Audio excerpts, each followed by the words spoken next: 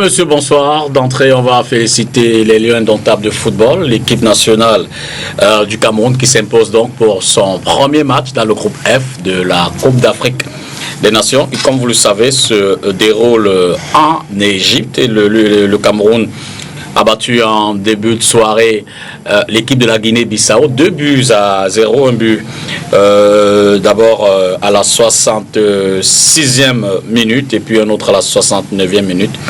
Baoken sur le deuxième, Stéphane Baoken sur le deuxième but et puis Yaya Banana sur le premier but. On va rapidement prendre la réaction des panélistes ce soir à ce sujet-là, mais plus globalement, on va parler des questions d'intérêt national avec, je l'ai dit, nos invités.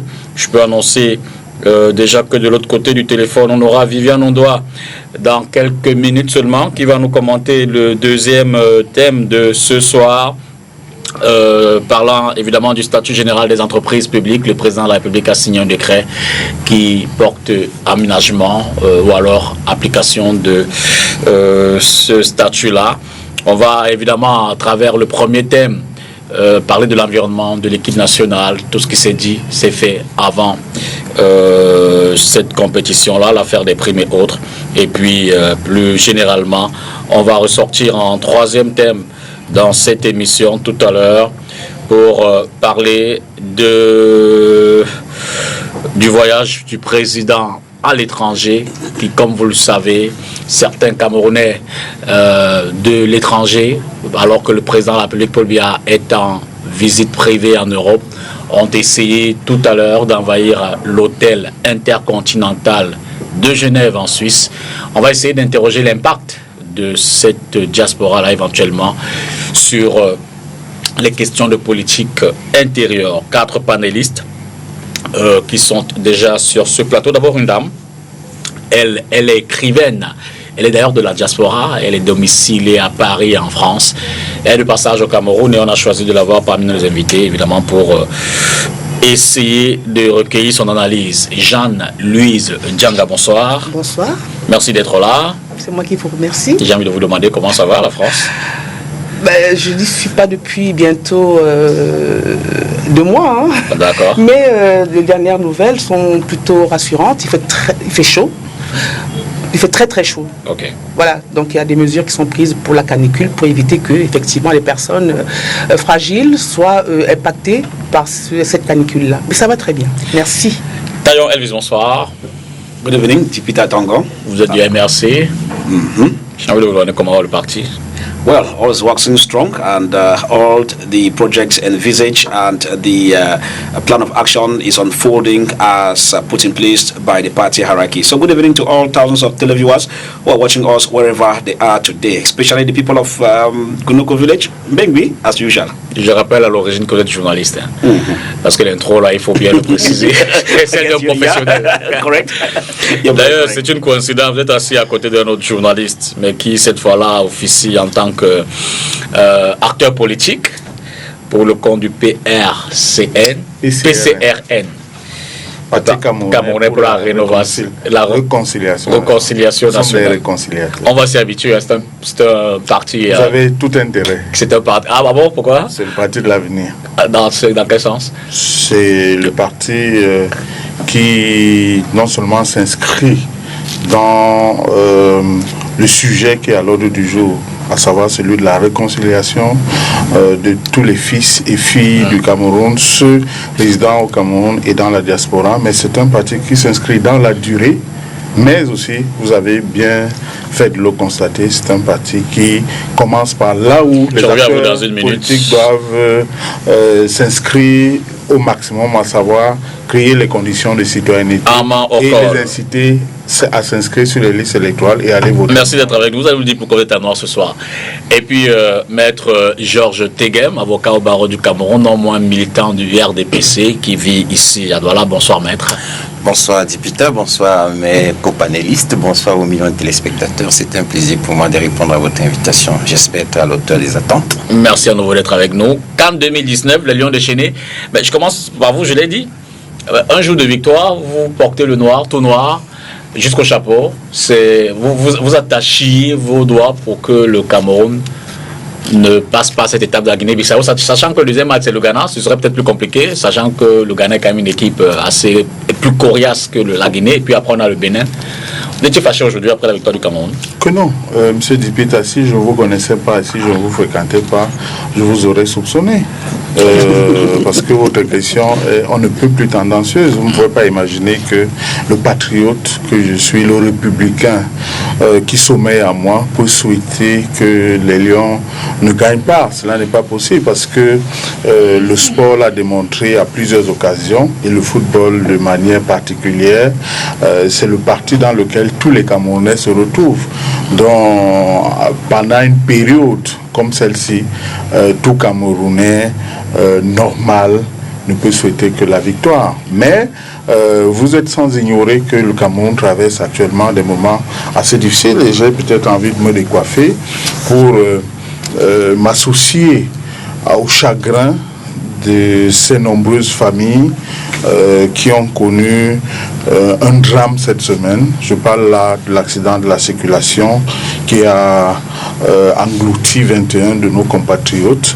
De partout à travers le monde, il y a des accidents de la circulation, sauf que chez nous, on s'interroge sur cette récurrence d'accidents de la circulation, mais surtout sur le fait qu'on ne sache jamais ce que deviennent les enquêtes. Ce n'est peut-être pas le moment de soulever une polémique parce que c'est le deuil et dans le deuil, on est dans le recueillement. Mais c'est peut-être l'occasion ici de solliciter que un des corps de métier qui doit, par exemple, intervenir dans le cas des accidents, je parle des procureurs de la République. Ailleurs, quand il y a un drame comme celui-là, le procureur de la République s'adresse à l'opinion nationale et internationale parce qu'il est habilité à savoir quelles sont les causes éventuellement. Cela permet au moins qu'on ne biaise pas des questions aussi cruciales parce que un mort est un mort deux. Merci, Ama. Mais quand il y en a 21, vous imaginez que c'est difficile. Et vous savez également, je n'ai pas la paternité du cœur, mais vous savez également qu'il y a quelques jours de cela, nous avons également observé un moment d'arrêt et de recueillement pour célébrer cette fois-là 17 de nos compatriotes morts au combat pour la défense de la patrie et pour que nous autres, nous ayons cette paix, même si la paix n'est pas l'absence de guerre. Donc c'est pour ces raisons-là que vous m'avez vu en noir. Évidemment que nous écrasons une larme, une fois de plus, en la mémoire de toutes ces personnes qui, évidemment, sont partis. D'abord, vous l'avez dit, les soldats camerounais de Darak, et puis ces victimes de l'accident qui s'est déroulé, qui est survenu à l'ouest Cameroun, 21 morts selon le communiqué officiel ministre de la Communication. Mais cela dit, il y a quand même un moment heureux qu'on a vécu ce soir à travers la victoire des Lions. C'est une victoire, même si on n'a pas encore remporté la compétition, elle est longue. Le nombre d'équipes également a augmenté. Cameroun va du moins défendre déjà son titre, il est champion en titre, et ça me permet de vous interroger, Jean-Louise. Après les filles quand même qui ont fait les huitièmes de finale, je pense que ça également c'est une performance égale à la précédente Coupe du Monde. Absolument. Vous êtes tout au moins contente pour le football camerounais? Je ne dirais pas que je suis contente, je dis que je suis satisfaite. D'accord. Quelle annonce que vous en faites? C'est-à-dire que quand on est content, on a envie de faire la fête, malheureusement, parce que on a gagné, mais je veux dire qu'il fut un temps où les équipes, certaines équipes ne nous faisaient pas peur. C'est-à-dire qu'on y allait sereinement. Aujourd'hui, on jubile quand on gagne avec une équipe. Voilà. C'est-à-dire que quelque part, je m'interroge. Surtout que... mais c'était quand même 2-0. Je veux dire que c'est un score à la hauteur de la différence de... Mais au départ, il y a quand même eu beaucoup... on a été menacés au départ. D'accord. On a eu peur, on a tremblé devant la première mi-temps. Si vous avez bien regardé le match comme moi, je l'ai regardé. Mais je veux dire que je suis satisfaite. C'est une première étape qui a été remportée. Malgré tout ce qu'il y a eu avant, je pense qu'ils ont rempli leur contrat pour un début. et nous espérons vraiment que ça va continuer comme ça. Mais effectivement, je voulais dire que avec tous les turpitudes, les péripéties qu'il y a eu avant, c'est dommage d'en arriver là. Les Lions indomptables sont arrivés évidemment alors que tout le monde était déjà sur place à Ismaïla en Égypte.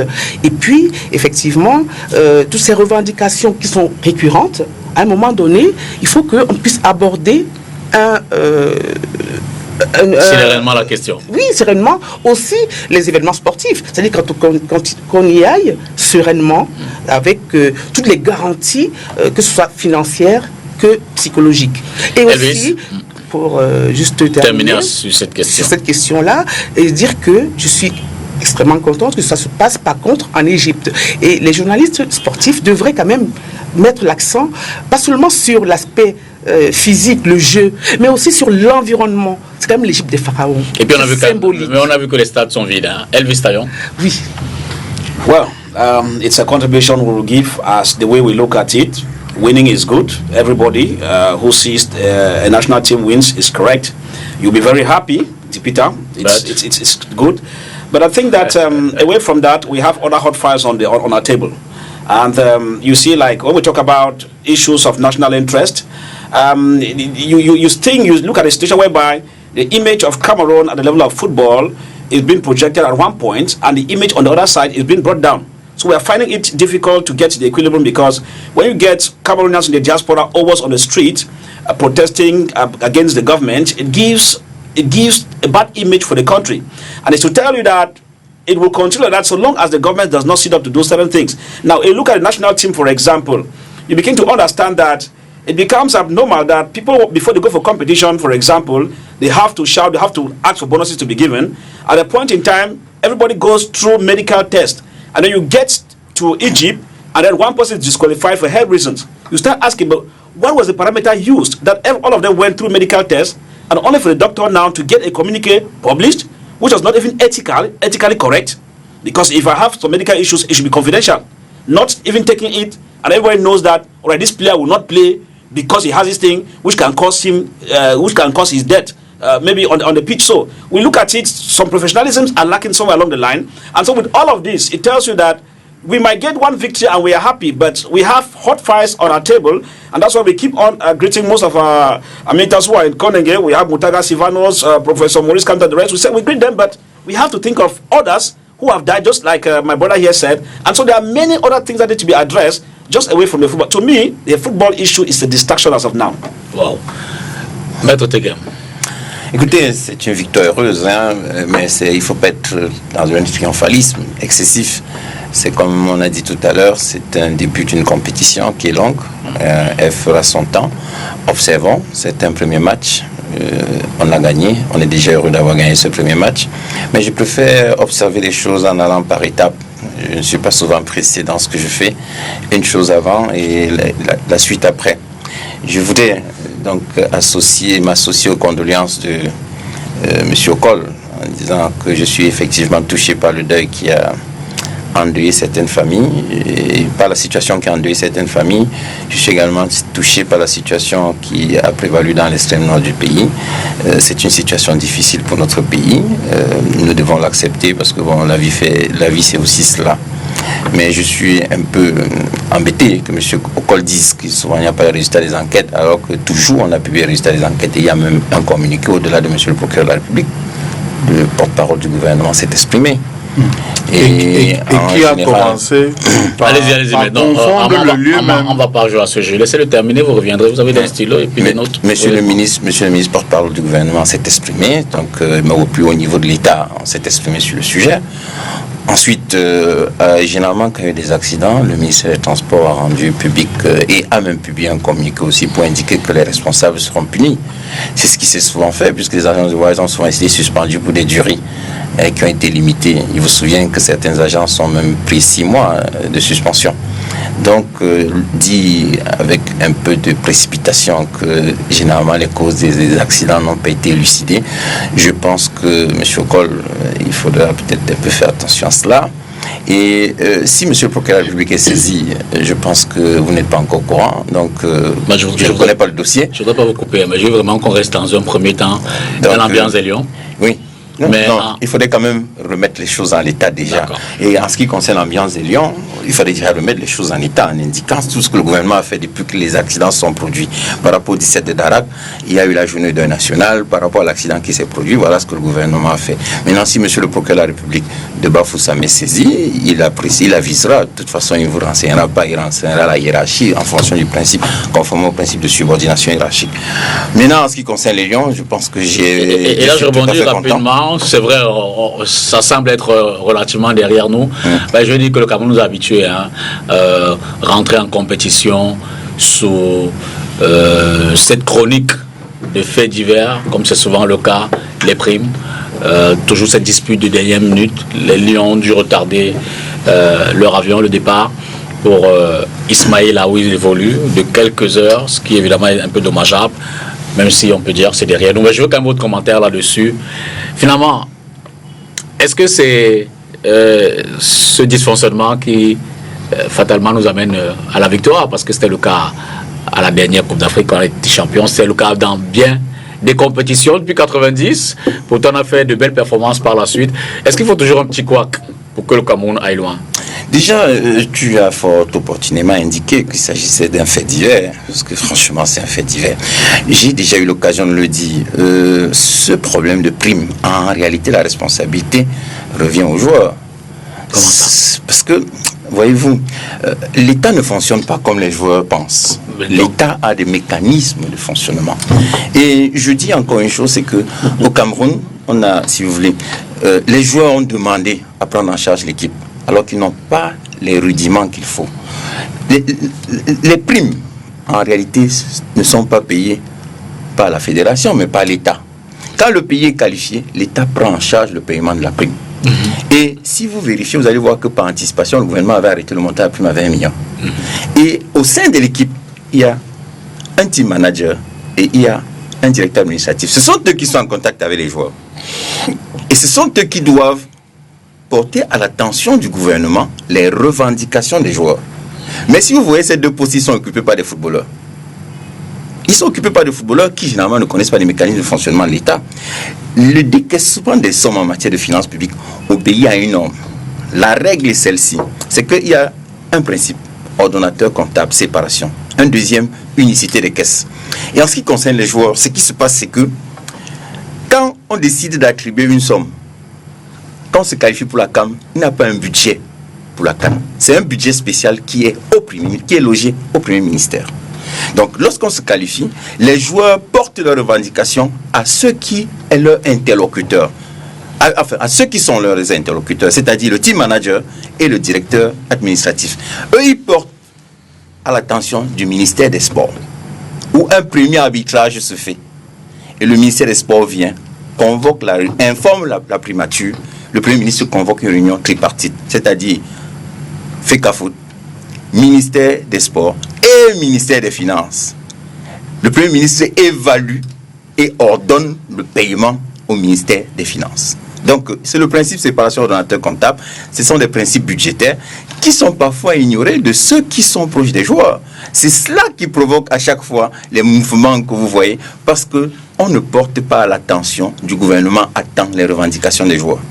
Parce que ce sont ces gens qui sont en contact avec les joueurs. Merci. Deux sur. Je vais terminer. Je voudrais faire observer également que la Fédération camerounaise de football, c'est elle qui gère l'argent que la CAF donne. Ce n'est pas le gouvernement. Et le gouvernement n'a pas un droit de regard. Dès que le gouvernement pose la question, on parle d'ingérence. C'est pourquoi, si vous voyez... Même si il y a un texte qui régit quand même le financement, du moins le paiement des primes des joueurs... C'est l'État qui paye. Qui, je pense... c'est l'État qui prend demande que ces primes soient arrêtées 3 mois avant toute compétition. Tout à fait, ça a été arrêté par le gouvernement par anticipation à 20 millions. Simplement, les joueurs ont exprimé une autre revendication derrière, tardivement. Une réaction et puis on va aller au téléphone. La réaction que je veux avoir est vraiment pour évacuer très rapidement la question sur les accidents. parce que j'estime effectivement que c'est indécent. Viviane, on doit tout à l'heure. Qu'au moment où on est en train de célébrer une victoire, qu'on vienne y griffer des sujets comme les accidents de la circulation. Mais j'aurais bien voulu demander à Maître Tegem, je sais qu'il n'aura pas la réponse ici, on peut en parler après. Vous avez vu le résultat de l'enquête de cette hécatombe survenue sur l'axe ferroviaire en fait, à on parle des Iseka? primes, J'ai on parle de l'impression que non. l'hécatombe. Non, mais, Nous compatissons, franchement, nous compatissons. je viens de le dire, s'il vous plaît. Non, mais, Oui, nous sommes dans un débat et quand, un sujet. quand il y a, je viens de le dire, et je l'ai dit clairement, je dis c'est Parce que là, on indécent. parle des primes. Je viens de le dire. Débattons sur les primes chers et amis, l'impact que ça peut avoir. on a rendez-vous sur avec les Viviane liens Ondoa notables. dans une Et minute. après, Est-ce que vous effectivement, avez- on va en parler. Est-ce que vous avez conscience Amand. d'une déclaration aussi péremptoire? C'est Qui pour ça n'engage que j'ai ni- bien fait, attention, mais j'ai bien Amand. fait Mais ça d'évacuer rapidement. Oui, donc si c'est Après que je l'ai évacué, dit. on peut revenir. Après que je l'ai Il y a un dit. timing dans l'émission. Après que je l'ai dit. Just, D'ailleurs, like, Elvis. just to come in what Mr. And the Tekem minute. said, my issue here is that, as a jurist, he takes his time to explain. That tells you that things move as they are. It doesn't function like that. Because the government is supposed to have a mechanism that responds to people's issues, not that people must have the time to always follow. Now, if you follow the channel Mr. Tekem is giving you, know that competition will end when you are still following that channel. And the players themselves always know that once the competition ends without their bonuses being given as expected, the fear is that it will have to delay. Ok. Juste une précision. En général, d'abord, les termes. Une prime, qu'est-ce que c'est qu'une prime, déjà? C'est une récompense, de façon à l'absolu. Parce qu'il faut expliquer aux gens, ce n'est pas un salaire. C'est une récompense qu'on octroie à des personnes, par exemple à un vendeur, à une entreprise qui a rempli ses objectifs par rapport aux objectifs fixés. C'est aussi l'employé du mois qui a bien travaillé, on donne une prime. Donc ça n'a rien à voir avec un salaire. Donc aujourd'hui, on a l'impression qu'on parle beaucoup de primes et d'argent et beaucoup moins de football. Et ça, c'est vraiment dommage. Maintenant, d'ailleurs, il me souvient que Kylian Mbappé, au terme de la Coupe du Monde, de la FIFA, a versé toutes ses primes à une association de Bondy, où il est né. Voilà. Donc c'est pour dire qu'aujourd'hui, non seulement ces primes, au regard de ce que la population endure aujourd'hui, au regard de tout ce qui se passe dans notre environnement, avec tous ces morts, avec tous ces problèmes économiques, des problèmes sociaux que vivent les populations, je pense que quelque part, il y a un malaise, parce qu'on parle de gros sous, de 5 millions, alors que la population, elle n'a même pas de quoi vivre. Alors, Merci. où allons-nous? It's just that they have a right, and rights should be respected first. On reviendra peut-être. On a un Parce que timing vous à parlez de respecter. votre Eringando, je t'en prie, on va prendre la transition et puis on va passer sur le deuxième thème que va introduire le professeur Viviane Ondoa depuis la Philippine. Il concerne la réforme sur les entreprises publiques.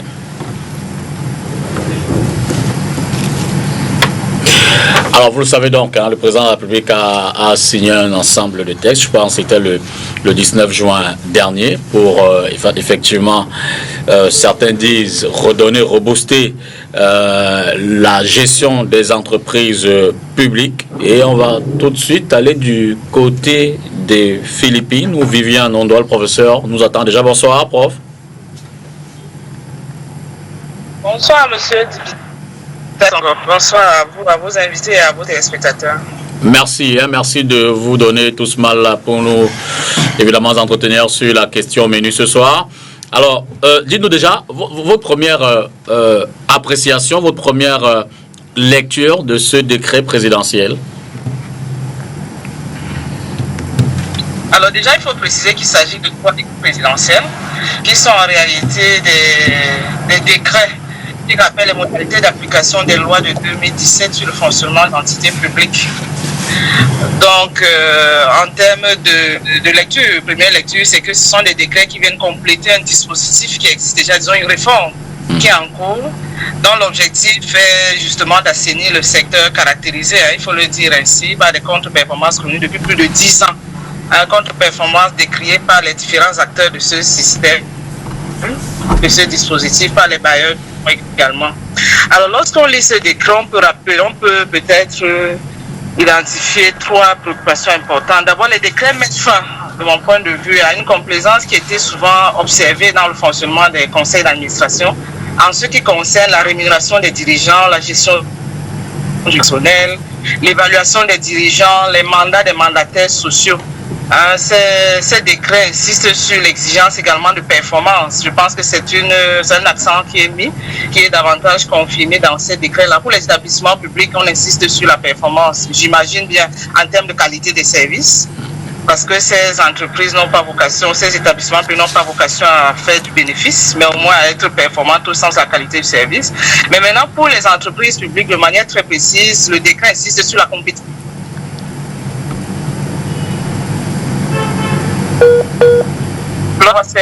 Ces préoccupations, ça c'est la deuxième lecture qu'on peut faire, c'est que les textes insistent ou alors affirment désormais l'usage des, je peux dire, instituts du privé. Alors, on peut même rappeler l'administration qui est ainsi engagée.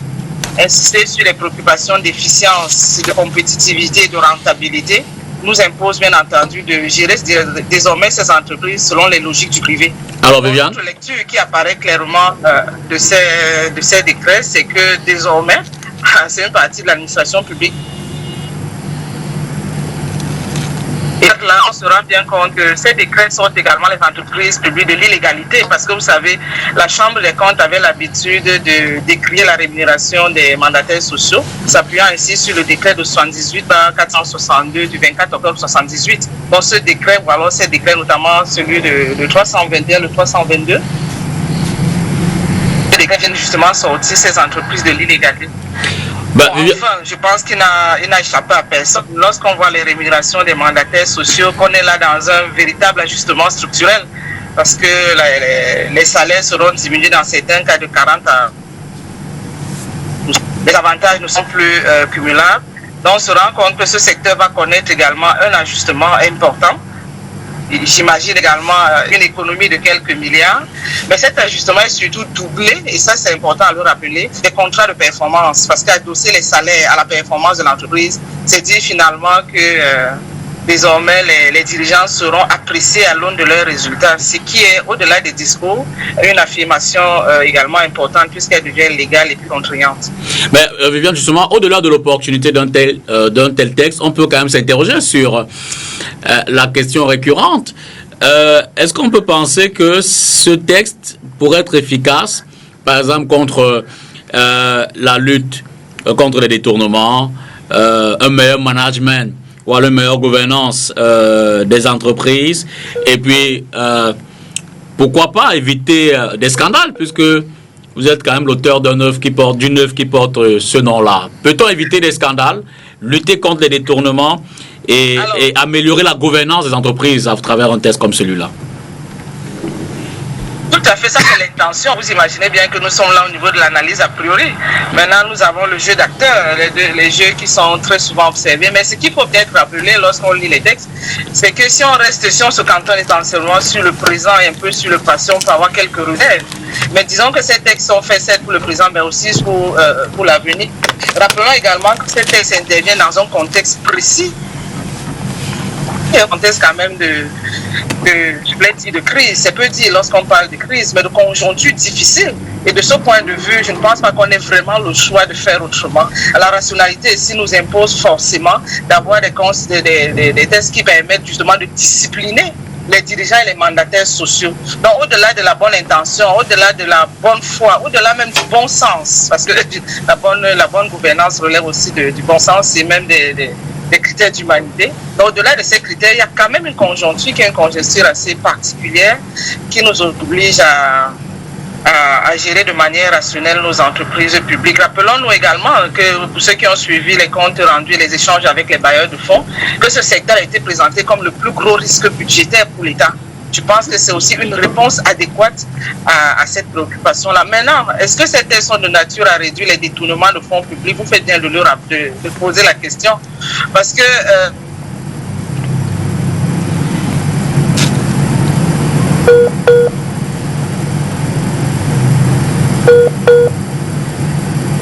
les uns et les autres, et notamment le conseil d'administration qui doit surveiller le directeur général. Qui a été glissé dans les textes, je pense qu'il n'a échappé à personne, la qualité de l'information financière. Maintenant, tout dépendra de l'information financière qui est présentée aux mandataires ici, notamment les membres du conseil d'administration, et leur capacité à détecter éventuellement des cas de dissimulation. Parce qu'il faut dire que les textes n'insistent pas beaucoup sur les contrôles des dirigeants par d'autres acteurs, notamment le personnel, parce qu'il faut dire que lorsqu'il y a des détournements, c'est d'abord le personnel, non seulement qui est impliqué, je pense à la chaîne financière. C'est pour ça que lorsqu'on arrête un directeur général, très souvent, il peut aller en prison avec l'ensemble de la chaîne financière. Donc le contrôle par le personnel n'est pas acté dans ce texte-là. Les dénonciations par ce personnel, qui est parfois le premier à être au courant des différentes combines, il faut le dire ainsi, qui existent dans la justice.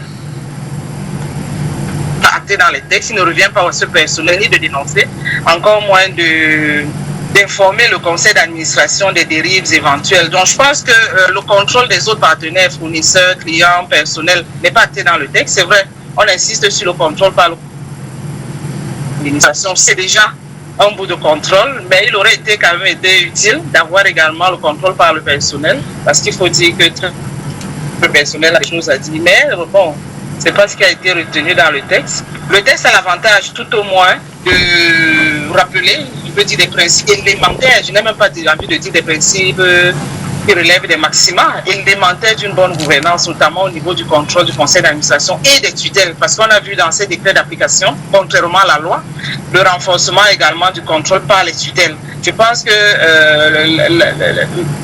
le complément de ces tutelles-là va certainement venir renforcer la discipline des dirigeants, notamment en ce qui concerne aussi le ministère des Finances. Je pense que c'est suffisamment clair. Si c'est appliqué au moins à 50%, je pense qu'on peut éviter des scandales dans ce secteur-là. Mais comme je disais, ça reste encore très limite parce que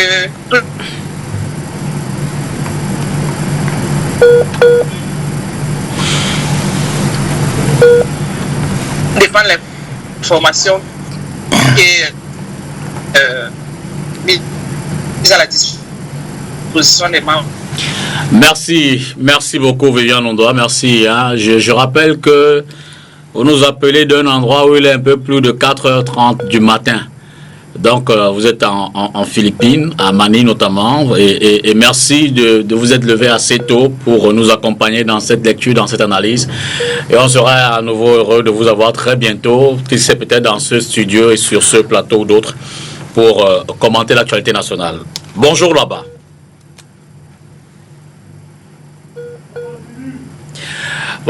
Voilà donc la première lecture qu'on peut faire. Hein. C'est avec une spécialiste des questions de gouvernance. Vous le savez, Viviane Ondoa a été directeur général adjoint de l'Institut supérieur de management. Donc, elle est enseignante d'université. Elle est chercheure. C'est donc, on espère qu'elle a déblayé cette question-là. Monsieur, on va donc essayer d'interroger également, peut-être pas un connaisseur, juste un ressenti pour vous, une appréciation de ces décisions du président de la République portant une réforme quand même, et Viviane le disait tout à l'heure, une réforme qui va certainement faire date pour ce qui est de la gestion des entreprises et des établissements publics à Morcol. Écoutez, moi j'ai noté avec beaucoup de satisfaction la prudence du professeur Viviane Ondoa qui salue, j'ai envie de dire, ces quelques avancées qui s'insèrent dans cet acte, mais également sur l'interrogation qu'elle fonde sur l'implémentation de ces textes. Et vous savez, vous auriez pu le dire aux téléspectateurs également, M. Dipita Tongo, elle est l'exemple même de ce que l'application des textes au Cameroun est un véritable serpent de mer. Vous savez que elle est directrice générale adjointe. C'est vrai que on n'a pas suffisamment donné des éléments sur la question, mais des éléments à ma possession montrent clairement que elle a décidé de son propre chef de partir de cette responsabilité parce que il n'y avait pas adéquation avec le texte qui veut que le directeur général ou le directeur général adjoint ne peut passer plus de 9 ans à cette fonction parce que c'est pour un mandat de 3 ans renouvelable 2 fois tout au plus. Ça fait 9 ans et elle était arrivée à cette expiration et elle a décidé véritablement de faire appliquer pour son cas les textes. Moi, je me suis intéressé effectivement à ces actes et j'ai relevé par exemple les articles 10, l'article 11 et l'article 13. L'article 10 dit clairement qu'aucun membre du Conseil ne peut siéger une fois son mandat expiré. Le problème que cet article pose ici, c'est qu'on compte visiblement sur la loi pour empêcher que des récalcitrants ne siègent. À partir de ce moment, on peut se poser la question de savoir, mais bon Dieu, qu'est-ce qui peut justifier que l'État n'ait pas un pouvoir coercitif d'obliger les gens à cesser d'exercer une fois que leur mandat est échu. Et quand vous allez dans l'article 13, il est dit clairement, écoutez bien, tout membre d'un conseil d'administration qui en a perdu la qualité, soit en raison d'une mutation d'une administration ou d'une structure à une autre, soit en cas d'admission à faire valoir ses droits à la retraite, doit impérativement signaler cette situation à l'autorité qu'il a désignée en vue de procéder à son remplacement. Alors imaginez-vous que celui-là n'ait pas la bonne volonté ou la bonne foi de signaler. Ça veut dire que passé son mandat, il peut continuer à exercer. C'est la raison pour laquelle vous voyez des directeurs généraux au Cameroun qui sont à ces fonctions durant 10 ans, 15 ans, voire un peu plus. Je crois que l'œil du Sahel va corriger ça.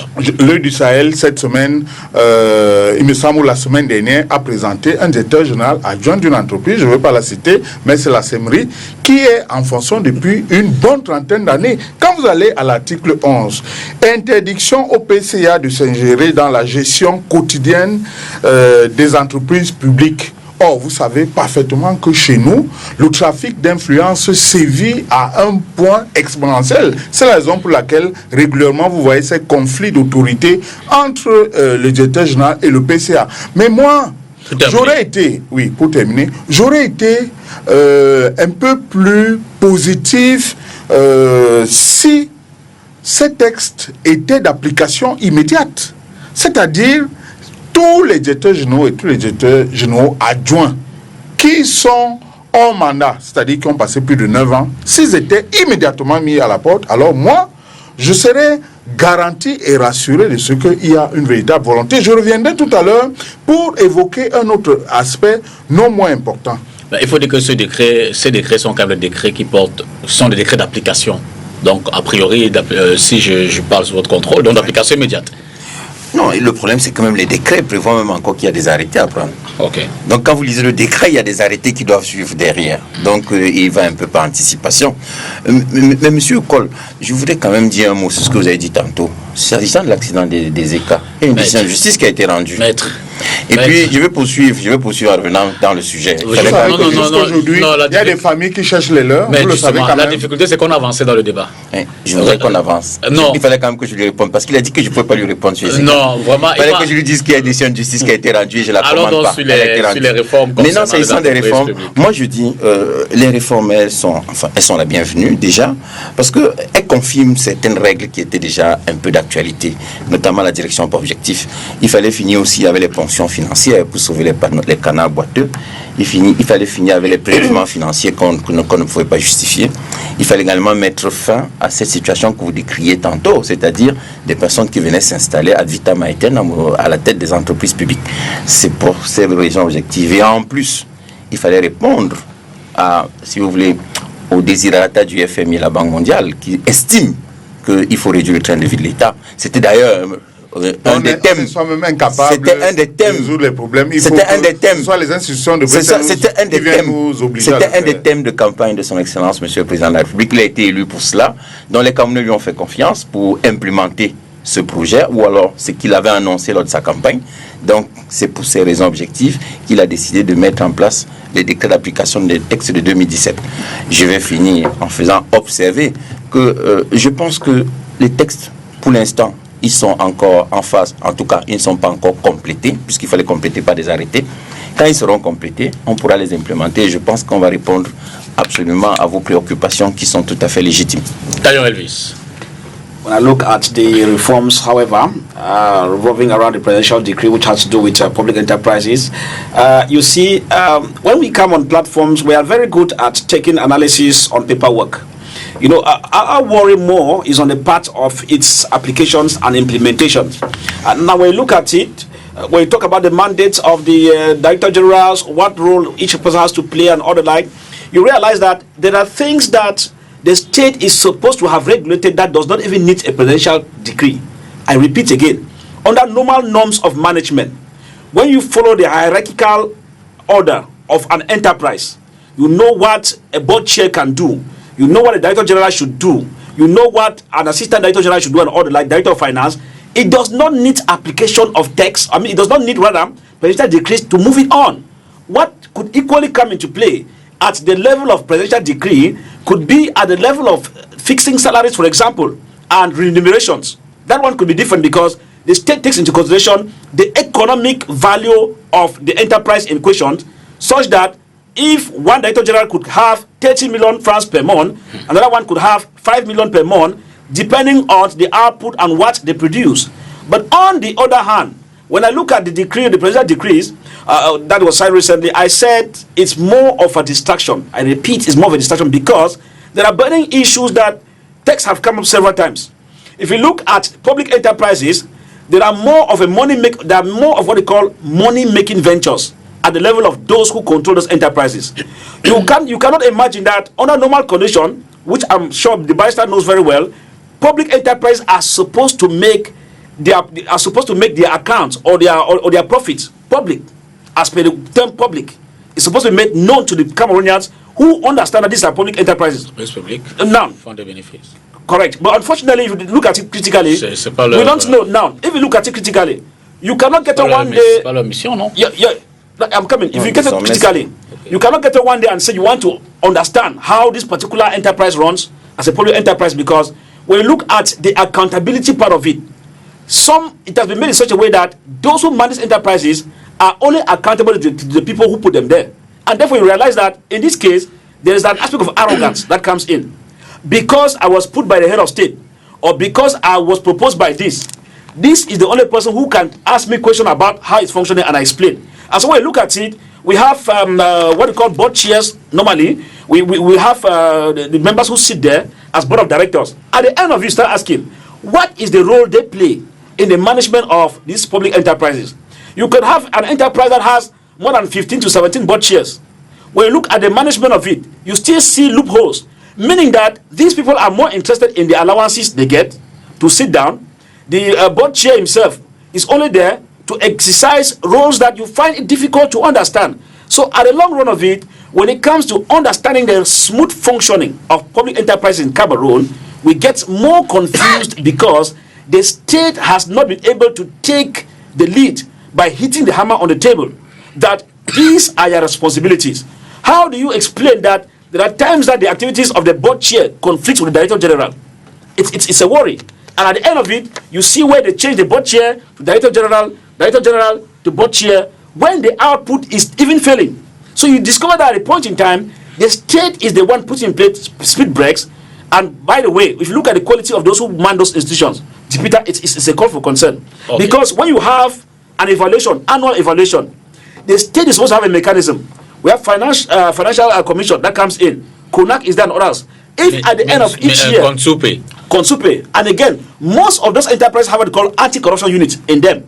So how do you explain that at each point in time, you could be getting a director general, for example, being indicted by the competent court for having embezzled billions of CFA? Then the question is, what happens with the annual report? So that's why we say that with the text, I'm still coming to it, Peter. Okay. The text that we're having in play will not still change the issues, because it has to do with the whole issue of mindset, and for the state to take its responsibility to hit when it's hot, and not to pamper politicians, CPD politicians, for example, who are director generals. They embezzle, you keep them. The day you want to settle scores, you pick them and put in prison that they have embezzled. It's a wrong system. Jean-Louis. Oui, pour moi, je pense que c'est une bonne chose que le chef de l'État ait instauré un cadre juridique par rapport aux rémunérations, aux avantages, etc. des PCA ou des directeurs généraux. Absolument. C'est une bonne chose. Hein. Ça clarifie dans l'absolu, ça clarifie les choses. Mais une entreprise publique, un établissement public n'a pas une mission de service public. C'est très important à signaler. C'est-à-dire que il n'a pas vocation à faire des bénéfices, elle n'est pas dans la compétitivité compétitive. Elle doit avoir une mission de proximité même auprès des populations. C'est-à-dire qu'aujourd'hui, quand même, il y a c'est criard, hein, les populations manquent d'eau, voilà, en coupe de courant, donc ça a même un impact sur l'économie. Les petites entreprises qui doivent tourner, les petits cyber ne peuvent pas travailler parce que dans la vie quotidienne, on leur prive de leur outil de travail qui est quand même aussi la lumière. Alors, ces entreprises, ces managers, effectivement, doivent davantage, à mon sens, faire preuve de beaucoup de rigueur. Les managers, c'est eux qui gèrent une équipe. Et cette équipe-là peut être frustrée par rapport à certaines choses. C'est désolant de voir que des managers, des directeurs sont nouvellement promus, par exemple, sont mis en prison juste après leur promotion, juste après avoir été promus à un poste. Alors que, normalement, on suppose que, avant de les nommer à ces postes-là, il y a eu une expertise en amont. Enquête de moralité. Il y a eu une expertise, il y a eu des audits, donc on sait à quoi s'en tenir. Quand le citoyen lambda, par exemple, va faire une demande, quelle qu'elle soit, on lui demande un extrait de casier judiciaire. Pourquoi? Parce qu'on veut savoir, on veut faire une lecture de ce qu'il a pu faire ou non. Et bien, pareil pour les managers. On ne peut pas mettre quelqu'un à un poste, enfin nouvellement promu, et effectivement, quelques jours après, on nous dit qu'il est en prison, on se pose des questions. Et je vais donc rajouter quelque chose, c'est que l'impact, ce qui est important, c'est l'impact que tout ce méli-mélo-là assure justement l'environnement, non seulement économique, mais aussi social. D'abord, il faut dire qu'il y a de très bons managers, parce que ces directeurs, ils ont des employés, ils ont des cadres qui travaillent avec eux. Donc, et c'est souvent de très bons cadres qui font leur travail avec leur conscience. Et alors une frustration déjà quand on parle de l'impact que ça peut avoir. Ils sont frustrés parce que déjà ils ont abattu un travail qui quelque part n'a pas été récompensé à sa juste valeur. Et ça c'est terrible. C'est terrible pour quelqu'un qui voit un travail et qui s'est soupçonné aussi d'être trempé dans quelque chose où il a peut-être été obligé d'y être. Voilà. Donc, il y a une frustration. Et puis aussi, il faut également que ces managers-là prennent en compte le fait que ce n'est pas du haut ou à l'intérieur de leur bureau obscur que ça se passe. Ce n'est pas à l'intérieur de leur bureau obscur que ça se passe.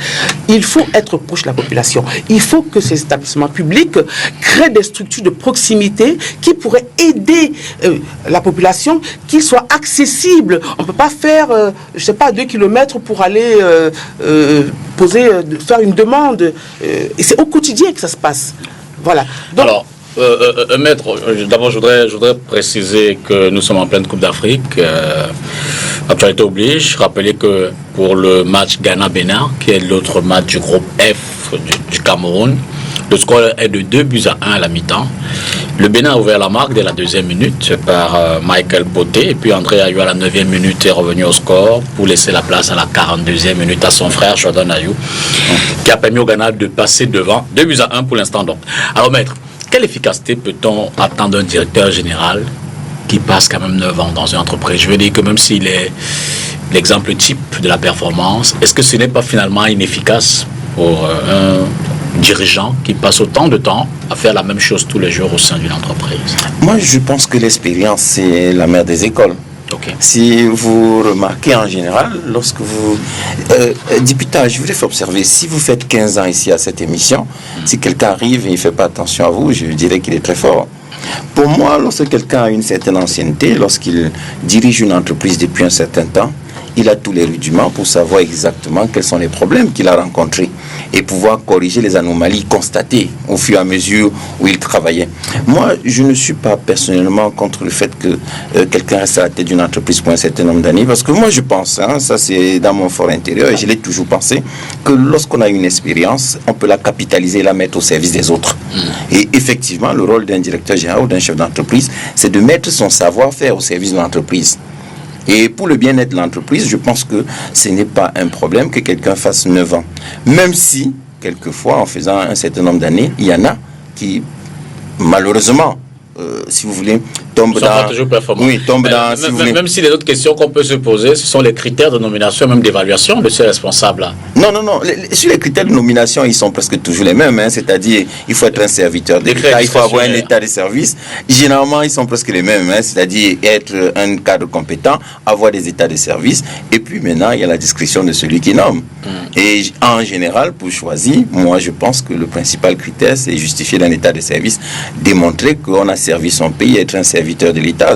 En général, c'est sur ces critères-là. Le niveau de politique aussi. Donc, non, la politique n'a rien à voir. Vous êtes toujours en train d'aller chercher. Ah oui, il n'a rien à voir.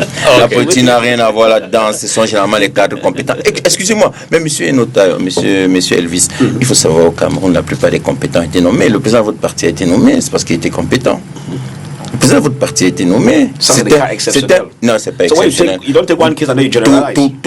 Tous les cadres compétents au Cameroun sont pratiquement nommés. Donc, arrêtez de dire c'est la politique. Les meilleurs sont nommés. En général, les meilleurs sont nommés. Il a travaillé. Il a été promu comme d'autres Camerounais. Si les meilleurs sont nommés, on peut aussi s'interroger sur les résultats après. À mon col. Mais Tegen, soyons sincères. Dites-moi, comment est-ce qu'on recrute à la SNH? Comment est-ce qu'on recrute à la SCDP? Comment on recrute dans la majorité des entreprises publiques? Vous avez déjà entendu des appels à candidature rendus véritablement publics?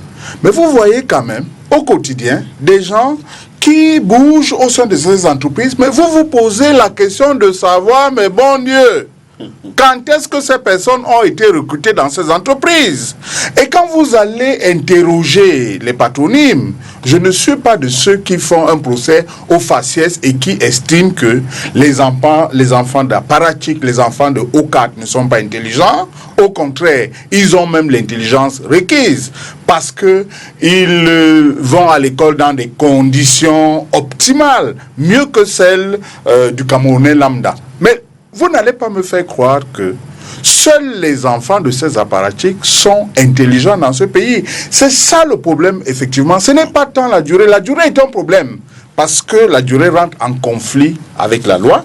C'est déjà un problème. Mais le problème que pose également la durée, c'est la compétitivité. Est-ce que vous avez, vous, le sentiment au quotidien que les entreprises travaillent de manière compétitive, qu'il y a des résultats? Quand vous voyez simplement les difficultés, aussi bien managériales, les difficultés sur le plan financier dans lesquelles ces entreprises sont au quotidien. C'est pour ça que je m'interroge généralement et ici, je note ce manquement dans les dispositions de la loi, où il est dit simplement que le recrutement du personnel doit répondre, c'est l'article 24, doit répondre aux besoins spécifiques en personnel de l'entreprise publique ou de l'établissement public exprimé par le directeur général. Ici, il y a un flou. Le flou que cela entraîne, c'est qu'il n'y a pas une visibilité et une lisibilité qui permettent qu'on sache les critères qui ont concouru à ce que les gens soient recrutés. Mais il y a autre chose et qui crée des chevauchements. Ces textes disent que la tutelle rend compte au président de la République par un rapport annuel. Le problème de cette autre disposition, c'est quoi? C'est que la tutelle, voyez-vous, la tutelle de ces entreprises, ce sont les ministères, député Tongo. Alors, les ministères sont la tutelle de ces entreprises et établissements publics. On demande que les tutelles rendent compte au président de la République. Or, les ministères eux-mêmes ont à leur tête un premier ministre qui coordonne l'action gouvernementale. Le problème que cela pose, c'est celui-ci. La tutelle saute l'escalier immédiatement au-dessus de lui, qui est la primature, et va directement s'adresser à la présidence de la République. Résultat des courses, il y a donc ces trafics d'influence qui font qu'à un moment donné, la tutelle ne se sent pas obligée d'obéir aux ordres de sa hiérarchie directe, qui est la primature, qui coordonne l'action du gouvernement et va directement s'adresser à la présidence de la République. C'est des chevauchements qui font que les Camerounais, eux, ils s'interrogent, en vérité. Les Camerounais se posent la question de savoir, mais qu'est-ce qui peut expliquer que dans un pays où les textes sont généralement bons, parce que ça, il faut le dire, le statut juridique au Cameroun est à la limite du parfait. Mais où est-ce que le gap se trouve entre les textes, mais extraordinaires, et la compétitivité des entreprises au quotidien? C'est ça la véritable préoccupation.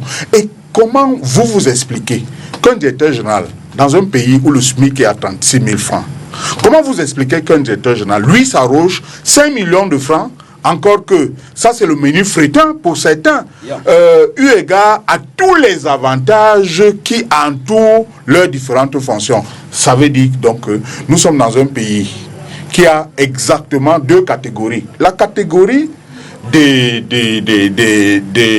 bénis de Dieu, et la catégorie de ceux qui se tuent à la tâche au quotidien. Si vous voulez, je réagis. Moi, ça ne me gêne pas. Mais avant qu'il parle... D'accord, Permettez. parce que je voulais revenir sur la notion de temps également. Donc, il a fait la notion très simple.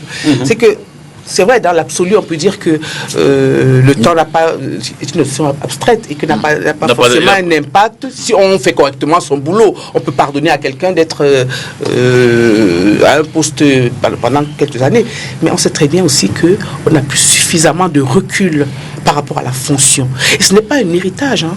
C'est vraiment quelque chose, on vous a placé là pour faire un travail à un moment donné et après, peut-être même former, parce qu'un manager est un formateur. Il est là aussi pour former des personnes qui vont aussi le remplacer demain.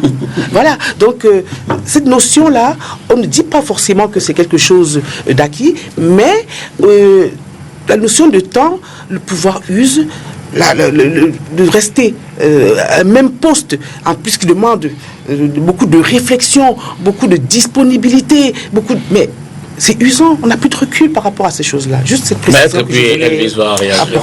Monsieur Cole, pour être très bref, je vais vous dire en une phrase déjà le recrutement à la SNH, à la SCDP, c'est un acte discrétionnaire de celui qui recrute. Parfois, c'est le jury. Vous venez à un jury, on vous évalue. Et vous savez quel est le secret du jury. Et le jury, le recrutement est discrétionnaire. Il y a quand même souvent des appels d'offres, des appels à candidature. Forcément, il doit en avoir. Rendu public. Bien sûr. Au Cameroun, là. Mais bien sûr, mais monsieur. Vous vivez ici, mais...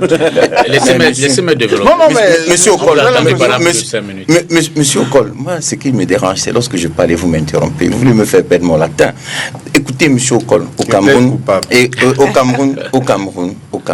les recrutements, je vous dis encore une fois, du personnel est discrétionnaire. Il y a parfois un jury qui se réunit, évalue les candidats et sélectionne certains, selon des critères qui sont retenus par le jury d'évaluation. Les recrutements se font ainsi partout et dans tous les pays du monde. C'est ainsi que l'on recrute le personnel. S'agissant maintenant de la hiérarchie entre le Premier ministre et le Président de la République, mais monsieur Ocol, c'est le Président de la République qui est l'élu de la nation. C'est lui qui rend compte. Quand il y a un problème dans une entreprise, quand vous entrez, vous qui parlez depuis, quand vous allez n'importe où, quand vous arrivez au port, vous vivez une frustration avec le Cameroun de Paul Biya. Parce que c'est lui l'élu de la nation. C'est lui qui répond. Donc c'est à lui qu'on doit rendre compte. Le Premier ministre n'a aucune légitimité. C'est un décret de monsieur le Président de la République. Sa légitimité vient du Président de la République. Puisque c'est le Président de la République qui est légitime. Il le nomme et il le confère. Il dit, bon voilà, dans la légitimité ou alors que j'ai reçu des Camerounais, je te délègue pour aller travailler au Premier ministère. Donc il est normal que ce soit à lui qu'on rende compte. C'est ce que je voulais faire observer pour répondre à vos deux préoccupations. S'il y avait une dernière... Important. 30 secondes juste, pour ne pas perdre le fil. Mais c'est très intéressant ce que vous venez de me dire. Ça veut dire que le Premier ministre en vérité ne sert à rien. C'est ce que vous C'est vous qui le dites. Ah non, mais c'est pas moi, c'est vous qui venez de dire. On lui délègue une partie. De la souveraineté. Preuve que il n'a donc pas obligation de résultats. Parce qu'il n'a pas été élu, et vous avez bien fait de le dire. C'est pour ça que nous, par exemple, nous proposons à terme la suppression du poste du Premier ministre et l'introduction du poste du vice-président de la République en charge de la coordination de l'action gouvernementale. Un vice-premier ministre qui aura un mandat électif et donc qui saura qu'il a des comptes à rendre. Mais, Maître Teguem, pour finir, est-ce que vous savez à quel point la présidence de la République au Cameroun constitue un goulot d'étranglement? Est-ce que vous savez qu'il y a des dossiers qui sommeillent à la présidence de la République pendant 2 ans sans que on ne sache exactement la suite qui a été donnée à ces documents? C'est pour ça que... Monsieur Okol, ça c'est votre programme de campagne. Vous le présenterez au Camerounais, on va nous évaluer. Vous le présentez, vous l'avez présenté à la dernière élection présidentielle, je pense. Et les Camerounais se sont prononcés. Donc, je ne vois pas pourquoi on discute. You know, I listened to Mr. Tegem speak, you know, that there are issues that we have to take very serious here, you know. When we have division of labor and the state is structured, which each and everyone having a role to play, it's for a reason. Now, when I see Barrister tells us that, you know, when you come to the port and something goes wrong, everyone is thinking of the head of state. In that excuse, it explains why people should be given accountability, but to the head of state. It's a very poor statement. We must not able to mislead Cameroonians in that direction, because everybody has direct hierarchy to give accountability to. It is abnormal that you have, for example, Sonora, and you know it's under minds and energy, or how do we call it, and at the point in time, the person gets a direct report to the presidency. These are the ineffectiveness that you see CRM keeps crying every day. And that is why we say that corruption will not... That's what we're saying, that corruption will not end. Corruption will not end so long as these managerial errors are put in place. It's abnormal. We have a state that is functioning poorly. Everything the head of state. Can the head of state be everywhere? No. Je veux dire que là, on est toujours dans la dénonciation. Mais, comme on l'a dit, le président a quand même pris une décision. Est-ce que, appréciant ces décrets-là, on peut penser qu'on va tourner la page à tout ce que vous Let me tell you, Peter, we have seen decrees upon decrees. If I sit here to tell Cameroonians that decree will bring heaven to public enterprises, is a lie. Why do I say so? Because Cameroon has a system whereby the public service is part of the ruling party. It doesn't function like that abroad or elsewhere in democratic countries. They put you on competence, and there's a difference between political party and your competence. Now, let me tell you something, Peter. When elections are on and campaign is going on, Madame is coming from France. When Macron is doing his elections, civil services are functional. I am sure you can testify that. Which means if you go to an office, you could be served at a point in time. To tell you that Cameroon's own system with public enterprise is different, and they link it up, they mix it up, when campaigns begin, all director generals go back to the areas for campaign. You cannot go to an office during campaign and meet a director general on seat, or as well on seat. And it's legal, the way they put it. It's either if he's in Gelemanduka, he's there. Those who are going to Edea, they are there. And for 2 weeks, you will not get any documents signed by them because they are out. Even ministers, the same. That's why we say that if you look at the issues here, this is where corruption comes in. And so, when CRM comes in and said, no, we need to put clear cuts. Things should not be mixed up, because everything should not be head of state. Because that's where the error comes in this public enterprise and their errors. Because I come to CDC, I come to Sonora, I come to SNAP, I want to do a document, everything has to be with functioning abroad or going to the capital in Yaoundé. It's an error. Maître a dit quelque chose de très grave tout à l'heure. Il a dit que le recrutement dans ces entreprises se fait de manière discrétionnaire. Mais le caractère discrétionnaire est dichotomique avec la notion du service public. Parce que le caractère discrétionnaire ici renvoie à quoi? Renvoie au fait que le directeur général, dans le recrutement d'un personnel, n'a pas toujours obligation de justifier le choix. C'est ça le caractère discrétionnaire. Alors, vous allez me faire croire que les compétences au Cameroun se trouvent simplement entre Yaoundé, Douala et Bafoussam, qui sont les métropoles. Est-ce qu'à Kolofata, est-ce qu'à Manfé, il n'y a pas de compétences? Parce qu'à ce moment-là, comment est-ce qu'on va donner la possibilité à un des Camerounais qui ne se trouve pas dans la proximité de ces centres de décision, de pouvoir bénéficier de cet acte discrétionnaire? Le problème est celui-là. Le service public a une symbolique. La symbolique du service public, c'est quoi? C'est le libre accès à tout le monde, l'équité des chances égales à tout le monde. Or, dans le cas d'espèce et dans ce que vous indiquez, il s'agit simplement d'accorder la priorité, la possibilité et les avantages à certains au détriment d'autres. C'est vous qui le dites, monsieur. Le principe d'équité, d'équilibre, d'égalité d'accès aux services publics est garanti à tous les citoyens. Ils sont libres, je dis bien tous les citoyens sont libres d'accéder aux services discrétionnaires. La discrétion, c'est au moment du recrutement. Maintenant, au moment du dépôt du dossier, il n'y a pas de discrimination. C'est exactement comme le concours de l'ENAM, monsieur Okol. Vous croyez que lorsque l'on lance le concours de l'ENAM, si quelqu'un m'en fait, vient composer, on va lui dire parce que tu viens de m'en faire, on ne reçoit pas ton dossier. Mais au moment du recrutement, c'est le jury qui détermine ceux qui sont reçus à l'examen. Et quand le jury transmet la liste, le ministre signe l'arrêté. C'est comme ça que ça se passe. C'est ça la discrétion. C'est ça le problème discrétionnel. C'est non, mais monsieur, c'est le jury. Monsieur, le jury a des critères. Moi, je ne sais pas pourquoi c'est si difficile. Moi, je ne sais pas pourquoi. Vous voulez toujours vous substituer à des personnes qui sont recrutées sur la base d'un certain nombre de critères. Monsieur Elvis, allez même plus loin jusqu'à dire que lorsque on lance une campagne, les DG ne sont pas en poste. Mais, monsieur Elvis, les DG sont des citoyens comme vous et moi.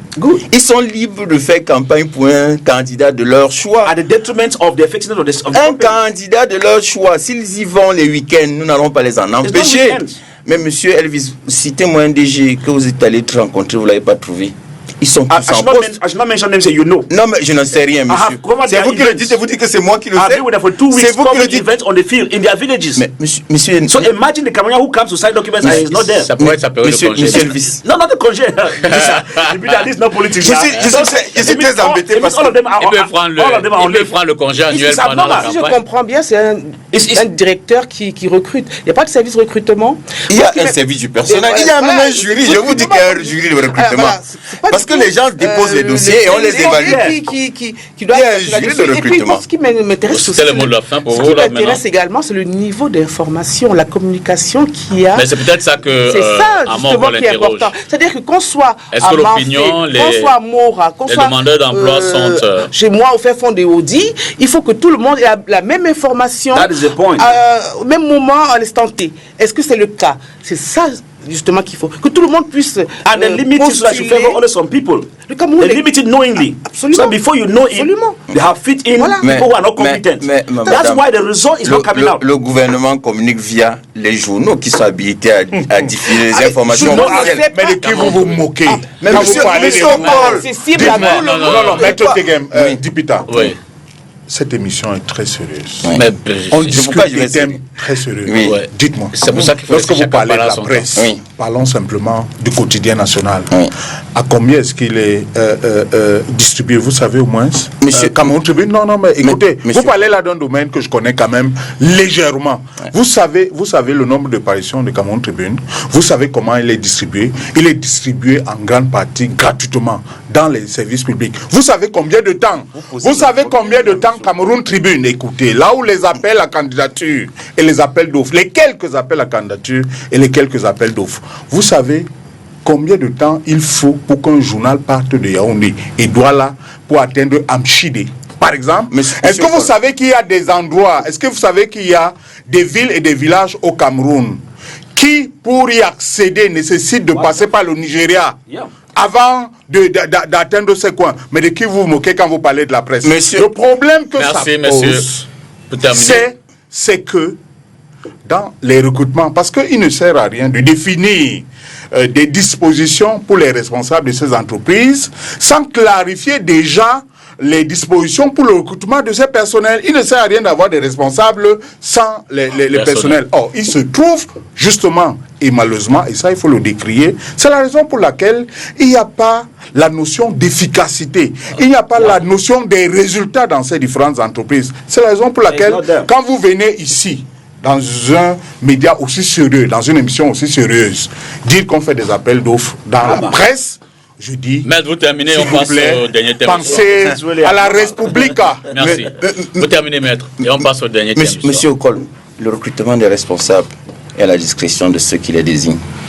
Donc c'est discrétionnel, même les responsables sont désignés discrétionnellement. Dessus, je voudrais vous mentionner le décret de Monsieur le Président de la République qui indique les journaux habilités à publier des annonces. Ce n'est pas que Cameroun Tribune.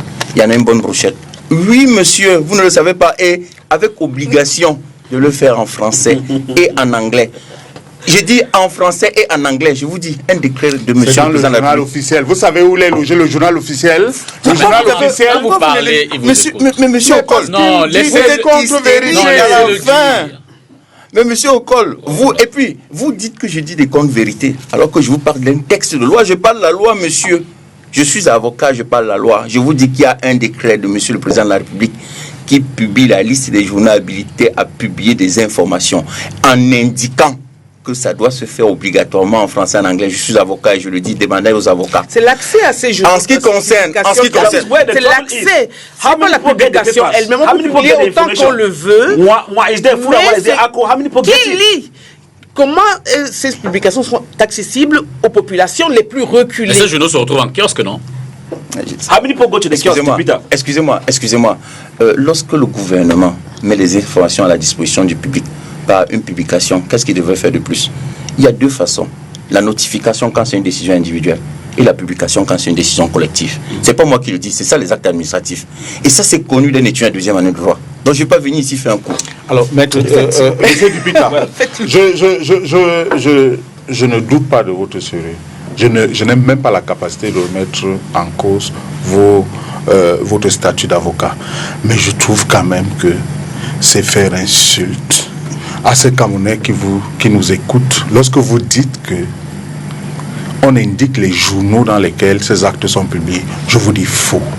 On dit, et tout le monde le sait, même celui qui n'est pas allé à l'école, dans ce texte, il est toujours dit que ce décret sera publié dans le journal officiel, en français et en anglais. Le journal officiel n'est pas une parution papier comme celle-ci qui est distribuée à tout le monde. Et depuis très longtemps, le journal officiel, je parle de ce que je sais, est logé, vous savez où? À la présidence de la République. Il n'est pas accessible, inaccessible à personne. D'ailleurs, aujourd'hui, pour retrouver des textes qui datent de 10 ans, qui ont été publiés dans le journal officiel, je vous dis que c'est la mer à boire. J'en parle d'autorité. Parce que moi j'ai mené une enquête là-dessus. On peut le consulter, ce journal officiel. Non, il n'est pas, je viens de vous dire là où il est logé. Il est logé à la présidence de la République. Et je vous dis que, pas plus tard qu'il y a, même l'entreprise de presse publique, la CRTV, pour ne pas la nommer, il y a 2 semaines de cela, allez vérifier, a fait un reportage pour savoir ce qu'est devenu le journal officiel. Je vous dis qu'il n'est pas du tout accessible. Pardon, il faut que je lui réponde sur le journal officiel, mais vous êtes très gentil. Il y a quelques jours, j'étais avec un autre qui a dit que ça n'existe même plus. Mais monsieur Ocol, moi, j'ai au bureau des décrets qui ont été publiés dans le journal officiel. J'ai même le journal officiel, les récents, blancs, je dis bien couverture blanche, avec 3 traits verts ou jaunes. Je les ai. Donc, il m'est arrivé. La dernière publication date de quand celui je ne sais pas si oui, mais on devait débattre. Je dis bien que le journal officiel, j'ai des parutions récentes. Sortons d'ici, demandons aux Camerounais. Connaissez-vous ce que c'est que le journal officiel? Combien vous diront qu'ils connaissent? Monsieur Ocol, il y a 2 façons de porter des informations au public. La première, c'est la publication. La deuxième, c'est la notification. Quand le gouvernement a publié, et vous n'ignorez pas l'adage est connu, nul n'est censé ignorer l'adage. Merci maître. Transition et puis on va prendre la dernière articulation. Ce sera sur la problématique autour de la mobilisation de la diaspora face au président Biya.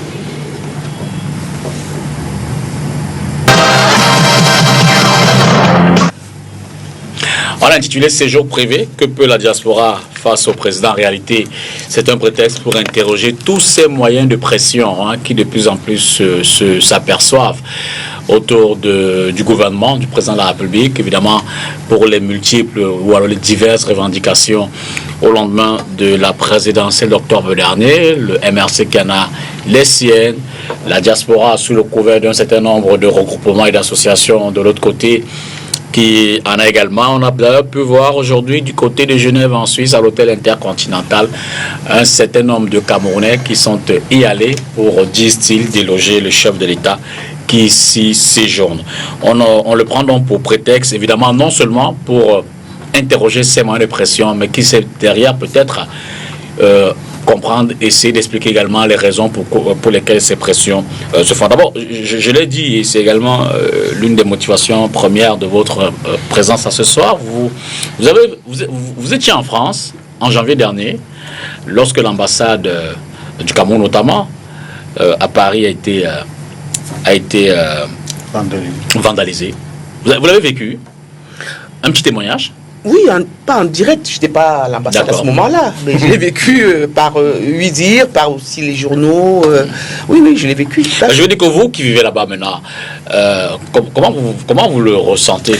Je veux dire que, d'autant plus qu'il y a certainement des expressions relativement plus complexes qui ont été prises pour sécuriser l'ambassade et qui peut-être vous mènent la vie dure. Vous, ou alors certains des Camerounais et autres étrangers qui ont des services souvent à... C'est toujours pareil, hein. C'est toujours une justice à deux vitesses, parce que moi personnellement je n'ai pas vraiment ce genre de problème, puisque en tant qu'écrivaine j'ai la possibilité d'avoir accès facilement au service dont le Camerounais lambda, lui, par contre, ne peut bénéficier. Donc je ne suis pas un modèle ou un exemple en la matière, on est d'accord là-dessus. Donc je ne subis pas directement les conséquences de ces actes-là, mais je les subis émotionnellement. Absolument. Parce que aujourd'hui, je vous dis que l'ambassade a pris des mesures qui desservent énormément les Camerounais. On les voit dehors. Avant, on était accueillis dans d'autres pays, on va dire, d'autres structures. On entrait, c'était très convivial, on était assis et tout. Aujourd'hui, les gens sont dehors, ils sont alignés. On peut aussi le comprendre, non? Après les dégâts. Je veux dire que l'ambassade a donné la main pour parler de façon triviale. Vous avez voulu prendre le bras et conséquemment... Vous savez, je condamne toute forme de violence. Absolument. Qu'elle soit physique, qu'elle soit psychologique, je condamne absolument toute forme de violence. Je pense qu'on a d'autres moyens de faire passer un message. Mais il faut aussi comprendre que nous restons des êtres humains. Et que quelque chose peut nous pousser à commettre des actes, malheureusement, qui sont des actes répréhensibles. Bon, maintenant... Avant de les commettre, ne faut-il pas réfléchir avant? Parce que, en fait, c'est la population qui subit toujours les conséquences de ces actes-là.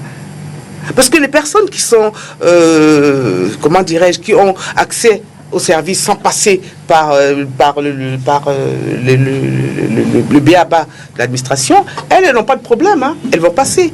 Donc, franchement, je veux dire que la violence n'a jamais rien résolu. Mais aujourd'hui, on voit bien qu'il y a la violence. Quand vous apprenez que des Camerounais, par exemple, sont allés à l'hôtel Intercontinental pour y manifester, alors que le président de la République s'y trouve, le chef de l'État, c'est vrai, en séjour privé, qu'est-ce que vous vous dites? Je me pose des questions. Je me dis, est-ce que leur motivation, leur revendication va être prise en compte? Je me dis aussi que on peut faire passer un message sans forcément être violent. Voilà. Mais, quelquefois, on peut se dire que quand on a tout essayé, est-ce qu'on a tout essayé, ou quand on a tout essayé, que la violence reste la seule solution? Pour ma part, je ne le pense pas. D'accord. Vraiment, Col. Écoutez, déjà la réaction sur ce qui s'est passé. Oui, vous imaginez la gêne qui est la mienne de parler d'une formation politique autre et de ses méthodes. Il me semble... Attention, on parle d'aucune formation politique. On parle de... Je pense que pour l'instant, soit les enquêtes sont menées, soit... on parle d'aucune formation politique. Il y a des Camerounais qui sont allés à... Associés. Il y a des Camerounais qui sont allés à l'hôtel Intercontinental aujourd'hui, qui ont fait des mouvements. On a pu voir qu'en janvier, l'ambassade du Cameroun en France a été vandalisée. Jusqu'ici, officiellement, je ne sais pas si les enquêtes, d'abord, elles n'ont pas été publiées. Mais jusqu'ici, officiellement, on n'a mis aucun parti politique. Elles ont été diligentés, je ne sais pas. Monsieur Dibita, vous êtes très intelligent. Et lorsque vous demandez c'est la meilleure façon, à madame l'écrivaine... C'est la meilleure façon de dire à quelqu'un que Sissoko, vous l'êtes moins. Vous l'êtes moins. Je vous êtes très intelligent, mais Sissoko... Non, mais j'ai envie de vous dire que vous êtes même trop intelligent. Et c'est même exprès que vous commencez par me poser la question. Mais soyez-en rassurés, monsieur Dipita. Il y a 3 ans, j'étais assis au même endroit. Et puis je posais des questions. Je vous dis clairement que depuis qu'il y a ces manifestations, et quand vous faites allusion au pillage des ambassades, vous et moi savons parfaitement que on a indexé des militants appartenant à une formation politique comme étant mêlés à cela. Laquelle formation? Pour preuve, il y a un acteur dont l'effigie a été érigé dans ces ambassades. Donc, vous ne viendrez pas... Non, c'est vous qui posez les questions. Et donc, oui, évidemment, vous posez vos questions avec vos mots et nous répondons avec nos propres mots. Mais après que je l'ai dit, la première des choses à dire, c'est quoi? La loi autorise des manifestations. La loi fixe des modalités de la tenue des manifestations. Il se trouve également que nous vivons au Cameroun dans un régime qui est de plus en plus répressif, où seules les manifestations aux accointances du pouvoir en place ou du parti proche du pouvoir ont droit de citer, alors que d'autres manifestations qui sont l'œuvre de certaines formations politiques, de certains acteurs, autres que ceux du pouvoir ou du parti proche du pouvoir, subissent les affres que vous connaissez. Or, là vous parlez de manifestations qui se tiennent outre-Atlantique, dans des pays de démocratie et des libertés tous azimuts. Vous savez, le problème que cela pose, c'est quoi? C'est que si on vous empêche de manifester ici et que là-bas vous avez la possibilité de manifester, qu'est-ce que vous allez faire à ce moment-là? Vous allez saisir cette brèche et vous allez manifester. Le problème que ça me pose aux citoyens que je suis, c'est l'image qu'on traîne alors de notre pays. Et moi, je m'interroge maintenant sur l'impact, sur l'incidence. Et je me pose la question de savoir, est-ce que pour faire partie le président Biya, on a besoin d'aller faire du bruitage, j'appelle ça du bruitage, à l'hôtel intercontinental? J'ai le sentiment, moi, que non. C'est pour ça que vous avez vu que nous nous inscrivons dans une politique qui consiste à souhaiter une alternance à travers les urnes. C'est pour ça que vous avez vu que nous avons commencé par là où il faut commencer. Inciter les Camerounais à s'intéresser à la chose publique, les inciter à s'inscrire sur les listes électorales, les inciter à voter, les inciter à contrôler le vote. Ainsi, quand on aura une masse critique électorale importante, on va pouvoir infléchir la tendance. Mais pour ma part, sincèrement, je ne pense pas que quand on ira à l'hôtel intercontinental, lorsqu'on va aller crier, scander le nom de Paul Biya, dictateur et autres, ça va le chasser. Surtout que, vous voyez que dans certains États, lorsqu'on faisait le décompte du nombre de Camerounais inscrits, vous vous rendez compte que entre ceux qui se sont inscrits et ceux qui sont allés voter et ceux qui manifestent, le gap est assez énorme. Alors, j'ai bien envie de leur poser la question de savoir, mais bon Dieu, au moment d'utiliser l'arme fatale pour accéder au pouvoir, l'arme fatale, c'est la carte électorale. C'est elle qui permet d'accéder au pouvoir. Mais où étiez-vous, bon sang? Ok. Elvis, vous vous sentez concerné? J'ai failli même impliquer. Vous, pas l'individu. No, as an individual, I should be... Non, je dis pas l'individu. Yeah. Je rappelle que vous êtes quand même le représentant Yes. MRC sur ce plan. Ah, vous voyez donc que j'avais raison de penser que vous êtes intelligent. Non, No. du tout. Vous commencez à faire des assimilations. Yeah, I do. understand him. I understand. Don't No, bother. du tout. Don't bother. You have the right to ask the question, and we also have the right to Il ne faut pas answer. non plus se voir la face. And the main important thing we are saying here is that any normal human being tells you that he does not like violence is not part and parcel of solving a problem. Yep. Now, when it's not part and parcel of solving a problem, it means that we must do everything to prevent violence from occurring within our community.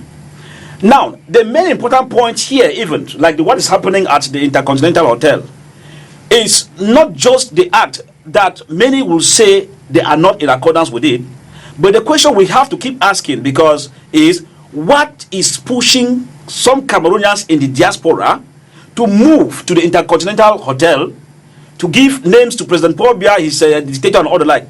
There are issues on the ground. That is why I keep saying here that in Cameroon, we have that tendency of escaping from the problem because everybody wants to play the role of peacemaker. It's an error. When an issue comes up, these people who are carrying out revendications, what should have caused them? 10, 15, 20 years, 30 years ago, that President Paul Biya has been going to Intercontinental Hotel. Why were they not shouting as they are shouting now? It means there is a problem.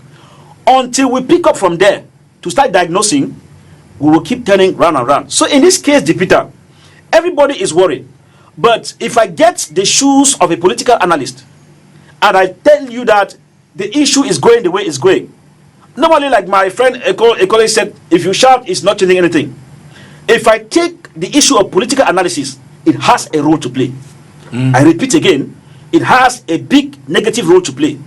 When you are a government in a country as we are in Cameroon, and people keep revendicating out of the country, one, it scares investors.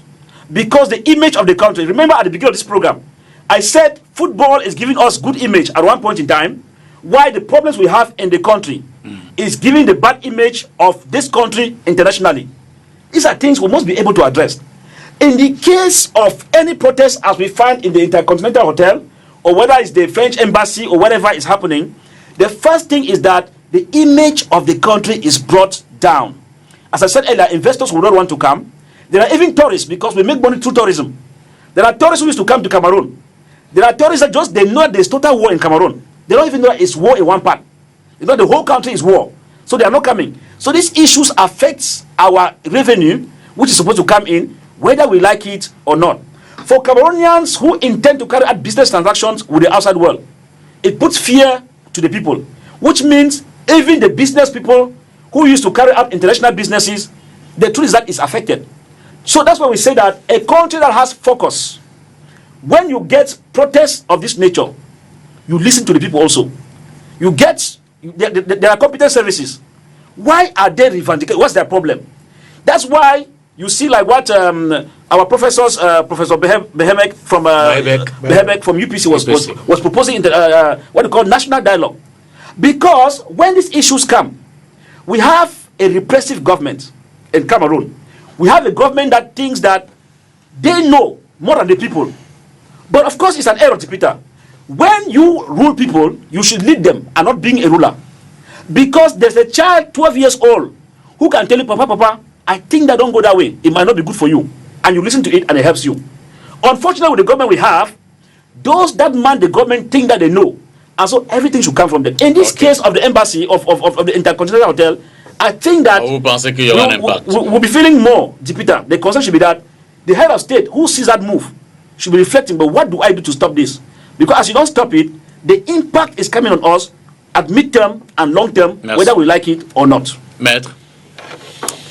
Je vais déjà faire observer que je trouve quand même assez extraordinaire que des Camerounais créent des structures, brigades anti-sardinage. Je trouve quand même que c'est suffisamment grave. Je ne vais pas le faire la leçon, mais ils vivent quand même dans des sociétés où les droits de l'homme sont respectés, où on respecte quand même un minimum de valeurs. La première valeur, c'est la démocratie. Et je pense que jusqu'à présent, la Constitution garantit à chaque Camerounais la liberté de circulation, notamment à Monsieur le Président de la République qui a le droit de se rendre aussi en vacances, s'il le désire. Je ne comprends pas ce qui peut justifier un tel comportement, qui est vraiment regrettable. Et puis, pour répondre, je vais un peu répondre à M. Okol parce qu'il a dit des choses quand même que je ne veux pas laisser passer.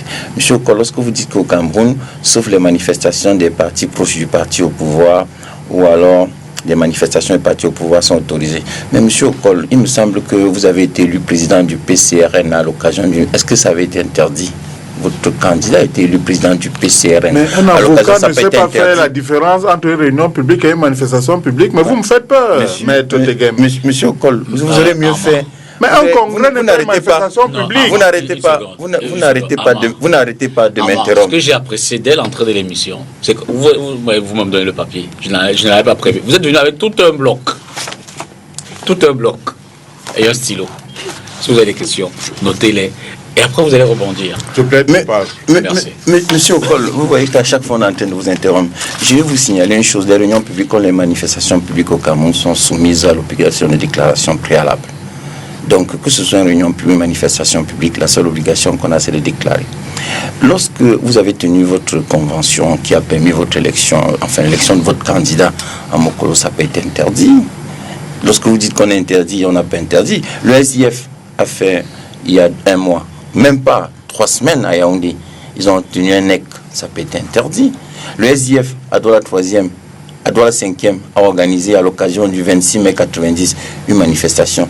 Mais ça peut être interdit, mais ils ont déclaré. Mais M. Okol, voyez-vous, lorsque vous allez rencontrer un sous-préfet, quelqu'un écrit dans une déclaration, la coalition gagnante de l'élection du 7 octobre 2018 se déclare par le président de la manifestation qui aura lieu le 8 juin. Excusez-moi, lorsque la première phrase est déjà une violation de la loi, est-ce que vous pensez que le sous-préfet peut vous délivrer un récépissé? La coalition gagnante de l'élection du 7 octobre, c'est quoi? C'est quelle structure? Lorsque vous regardez des choses comme ça, il faut quand même dire, moi, je suis un peu pondéré et mesuré dans ce que je dis, parce que je pense qu'il y a dans notre société un véritable problème d'éducation. C'est pour ça que moi, quand je suis sur les plateaux, je fais un peu attention, parce que je me dis, je pense qu'il y a un véritable problème d'éducation à la base qu'il faut faire. Il n'est pas normal que nous donnons cette image de notre pays. Et imaginez un Suisse qui passe, qui projetait de venir en vacances au Cameroun, quand il voit ça. C'est pourquoi quand on est à l'étranger, on fait très attention. C'est pourquoi quand un ministre ou un président de la République sera à l'étranger, il ne parle pas de politique intérieure. Parce que la politique intérieure, c'est déjà à l'intérieur. C'est pour cela qu'un parti politique s'est même réjoui d'avoir porté plainte contre un ministre de la République en France. Mais observez au Cameroun, tous les gouvernements qui sont succédés, on ne porte pas plainte contre un Camerounais à l'étranger. Et je vais embrayer en disant, observez même les Américains. Dès que vous interpellez un Américain chez vous, ils s'efforcent de le ramener. Observez la France. Tous les Français qui sont interpellés, c'est vrai. Mais il y a un parti politique qui s'est réjoui. Et si vous observez, ils se sont même, si vous voulez, ils étaient en extase d'avoir déposé plainte en France contre un Camerounais. Et pourtant, nonobstant les événements qu'il y a eu à l'ambassade, il n'y a pas eu la moindre transgresssion du gouvernement contre quelqu'un en France. Parce que le gouvernement pense que s'il y a un problème au Cameroun, on doit le régler entre nous. Parce que nous devons penser à notre image. Donc, quand j'observe ce que je vois là-bas et tout, je comprends en me disant que, bon, forcément, c'est un problème d'éducation. Ils ont besoin, si vous pouvez les encadrer, en tout cas ceux qui les connaissent, parce que moi, je ne les connais pas. Dites donc que la diaspora n'a pas d'éducation. Non, vous voulez dire c'est par pas là. j'ai dit la base. J'ai dit pardonnez-moi, monsieur. J'ai dit mais la base. C'est pas l'éducation, mais ce sont des Camerounais. Ce sont des Camerounais. J'ai dit la base. Ce sont des Camerounais, excusez-moi. Donc vous dites que nous, la diaspora... J'insiste bien, la base. J'insiste bien, la base. Que les gens aillent à l'étranger et mettent en place une structure brigade anti-sardinat. Ils sont à l'étranger en train de développer un comportement aussi dangereux qui donne une piètre image de notre pays. Pour moi, c'est un problème d'éducation. Et je pense qu'en les éduquant, ils pourront revenir à la maison afin qu'on bâtisse ce pays. Qui va les éduquer? Jean-Louis, allez-y. Qui va les éduquer, monsieur maître? Mais excusez-moi, vous qui vivez là-bas. Non, mais je vous pose la question. Vous qui vivez là-bas. Je vous pose la question. Vous dites qu'il faut éduquer. Vous qui vivez là-bas. Les gens qui sont de la brigade. Vous qui vivez là-bas. Je vais finir. Vous qui vivez là-bas. Si vous le faites, vous aurez fait quelque chose pour votre pays. Vous, par exemple, madame, oui, personnellement. Écoutez, moi, si je rencontre un gars là-bas, il me dit, mon cher, on ne fait pas ça qu'on est à l'étranger. Si je rencontre, je dis, oui, mais l'éducation, c'est cela. L'éducation, l'apprentissage, c'est la discussion. Lorsque nous sommes sur ce plateau, lorsque chacun rentre chez lui, il a peut-être appris quelque chose. Et c'est toujours bien. L'éducation, c'est cela. C'est-à-dire chacun d'entre nous apporte sa part à l'œuvre de construction de notre pays. Si vous rencontrez un gars de la basse, il projette d'aller vociférer devant l'hôtel, vous lui dites, monsieur, ça ne se fait pas parce que pour l'image de notre pays... Je lui propose quoi en échange? Vous lui dites... C'est bien beau de lui dire ça ne se fait pas. Qu'est-ce que je lui propose en échange? Vous lui dites qu'il y a d'autres façons de le faire. Quand tu iras au pays, inscris-toi sur une liste électorale. Au moment de voter, pas la peine d'aller au pays L'élection, pour ce n'est pas- s'inscrire. Bon, On peut très bien inscris-toi. s'inscrire sur place. Très bien. Élection Bon, des vous voyez enfants, que en vous m'enseignez des choses. Bon, vous lui dites donc, Il y a une allez vous ambassade, inscrire. il y a- Vous lui dites donc, allez vous inscrire sur la liste électorale au moment opportun. Vous voterez contre Cela, celui. oui. Alors, On parle beaucoup. Jean-Louis poursuit. Oui, on parle beaucoup d'images. L'image d'un pays. That is it. Alors, je veux savoir, est-ce que l'image... On a attendu la brigade anti-sardinate pour ternir l'image du Cameroun?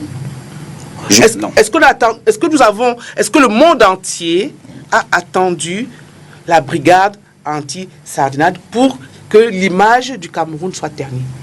Il me semble que non.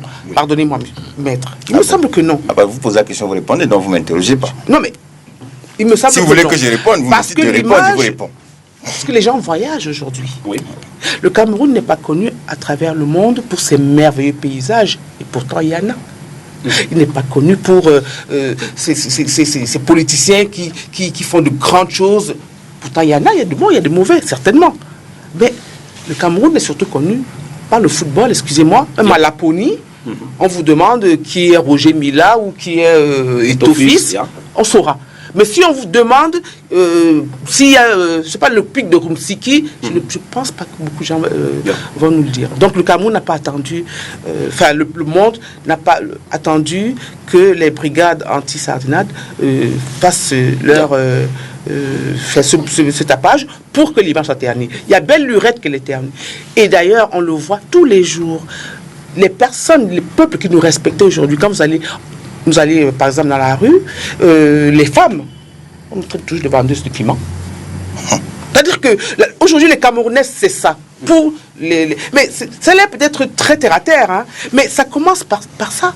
Ah, vous les Camerounais, les vendeuses de piment, on ne respecte plus les Camerounaises, on ne respecte vrai que plus le piment les camerounais est Camerounais. très succulent, hein. Ouais, Ça, je écoutez, l'avoue. ça se fait partout. Excusez-moi, ne dites pas ça. Yeah. Je suis choqué quand vous dites ça. Parle du piment, le fruit. C'est de ça que vous parlez. Allez-y, Jean-Louis. Ah, vous parlez d'autres Vous laissez d'un autre piment. Maman, excusez-moi, je pensais que vous parliez Je de veux dire piment. que Hein. c'est très Mais grave. vous hein. laissez pas. C'est-à-dire qu'on ne reconnaît plus le C'était Camerounais. la minute du rire. Ah oui, Avec voilà. Amon Col. Alors, mais moi, je ne veux pas régionner. Hein. Je veux dire qu'aujourd'hui, j'en perds le fil de ma pensée, mais c'est pour dire qu'aujourd'hui, les Camerounais et les Camerounais sont catalogués. Quand vous dites que vous êtes Camerounais, je suis désolé, on n'est plus aussi respecté qu'il y a quelques années. Donc, quand on parle de l'image d'un pays, il faut savoir dans quel contexte on se trouve. Et je ne pense pas que ce soit la brigade anti-sardinate aujourd'hui qui a terni l'image du Cameroun. Elvis. And Mr. Dipita, you know, when we talk about the image of this country, you know, my worry here is that when people fit fat on the ruling party, the academic level of it is washed down and the political face covers the reasoning. Why am I saying so? It becomes an issue of, when I hear Barrister Tegen talks here, you know, it's abnormal, you have a problem here, you take it to France. But Barrister, it's surprising me because at the level of an advocate, when your country is a party to international treaties, where you realized that justice cannot be given in your own country, you take the next step, it's normal. That's why there are cases you take from here to the courts in Gambia, African Union, the Human Rights Court in Gambia, there are cases you can take to Geneva. It doesn't mean that because it's internal. Once it is internal and it's touching on issues that have to do with international treaties, issues of human rights, for example, which you are a party to that convention, obviously, if you seek it in your country, that's why you see what they call appeal. You can have a case here, you are not seeing justice, you take it to African court in Gambia, you are not seeing justice, you take it to Hague. So in this case, Barrister will not tell us that you cannot see things that are here, you take it to France. No, it's abnormal. The party is talking about, it's my party, it's clear. But we should call the party. And the party has advocates.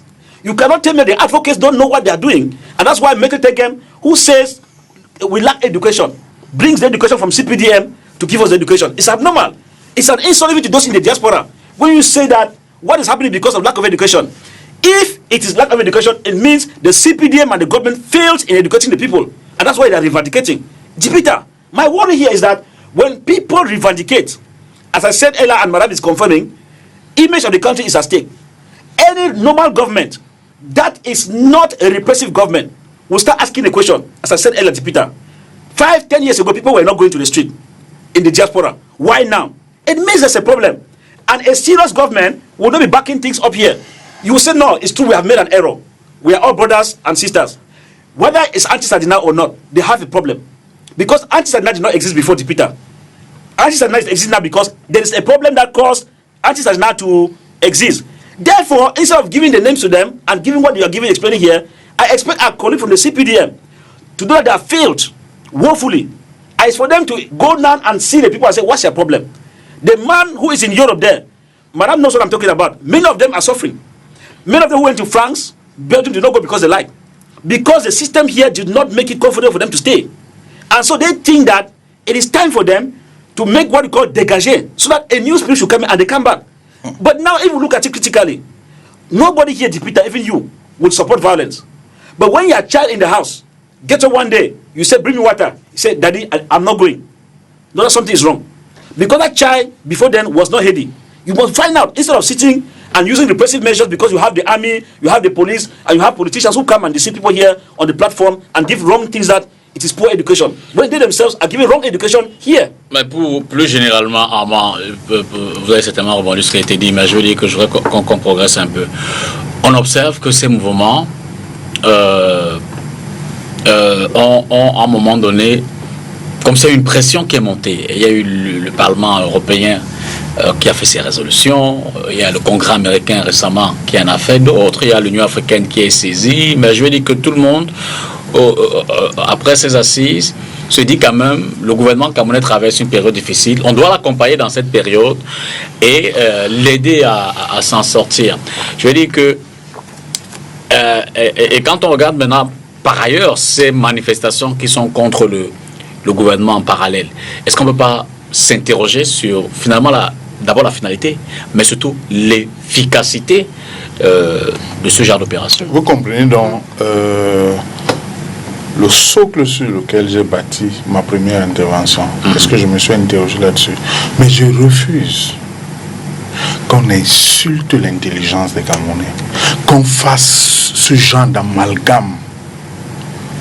Écoutez, le Cameroun a une diaspora extraordinaire, des compétences tous azimuts, quel que soit le domaine. D'ailleurs, M. Dipita, avant d'aller dans la diaspora hexagonale, la diaspora autour de nous, dans la sous-région, les problèmes liés à la libre circulation des biens et des personnes est dû au fait que les Camerounais sont tellement compétents dans plusieurs domaines que les autres États autour de nous estiment que s'ils ouvrent les portes, ils vont être envahis par ces compétences venues du Cameroun. Correct. À l'extérieur, domaine après domaine, vous prenez chaque domaine, industrie, intelligence, je veux dire que la diaspora camerounaise, je refuse qu'on fasse des amalgames. C'est pour ça que, dans mon intervention tout à l'heure, vous avez bien vu que j'ai voulu séparer des manifestants, encore que je persiste à le dire. Dans quel environnement ces compatriotes vivent-ils? Ils vivent dans un environnement où pour un oui ou pour un non, les gens descendent dans la rue. Donc pour eux, c'est culturel. C'est ce qu'il y a de plus normal. La preuve, là-bas, ils ont la possibilité de manifester. Et je vous ai dit, ici, il y a un régime répressif tel qu'il est difficile. Et j'en appelle, s'il vous plaît, c'est peut-être une pirouette, au barreau, à durcir les conditions d'admission au sein de l'avocature et du barreau. Parce que lorsqu'un avocat comme Maître Tegem ne sait pas faire la différence entre une manifestation publique et une réunion publique, il l'a dit ici, les bandes sont là. Il a cité 2 cas. Il parle de la réunion publique qui a permis l'élection de Cabral Libye comme président du PCRN. Il s'agit d'une réunion publique, pas d'une manifestation publique. La réunion publique est dans un cadre purement privé, qui n'est pas sur l'espace public, comme par exemple une route. Ce n'est pas parce que la réunion publique et la manifestation publique ont un dénominateur commun, qui est le récépissé de déclaration, qu'on va assimiler les deux. Il y a réunion publique et il y a manifestation publique. Et il parle du NEC. Il dit que le NEC s'est réuni récemment à l'instance suprême du SDF et il assimile ça à une manifestation publique. Non. Mais j'ai très peur qu'un praticien du droit puisse faire ce genre d'amalgame. Et moi, je refuse. Et je dis ceci. à chacun ses méthodes. Pourquoi est-ce que les compatriotes estiment qu'il faut aller manifester à l'intercontinental? Parce que certains de leurs ont essayé de manifester au Cameroun, n'ont pas pu le faire à cause du régime répressif. Ça, il faut le dire, il faut avoir l'honnêteté de le dire. Mais là-bas, les gens manifestent au quotidien. Maintenant, et vous faites bien de le dire, il faut interroger maintenant l'impact, il faut interroger l'efficacité. S'il s'agit, 30 secondes pour conclure, s'il s'agit de faire entendre la voix, pour poser des récriminations, je dis, il y a forcément un impact. Mais s'il s'agit de faire partie Paul Biya, en allant le bousculer à l'intercontinental, je m'interroge tout de même. Merci. Jean-Louis, question de sortie, impact, efficacité. Ce sera la même question pour tout le monde.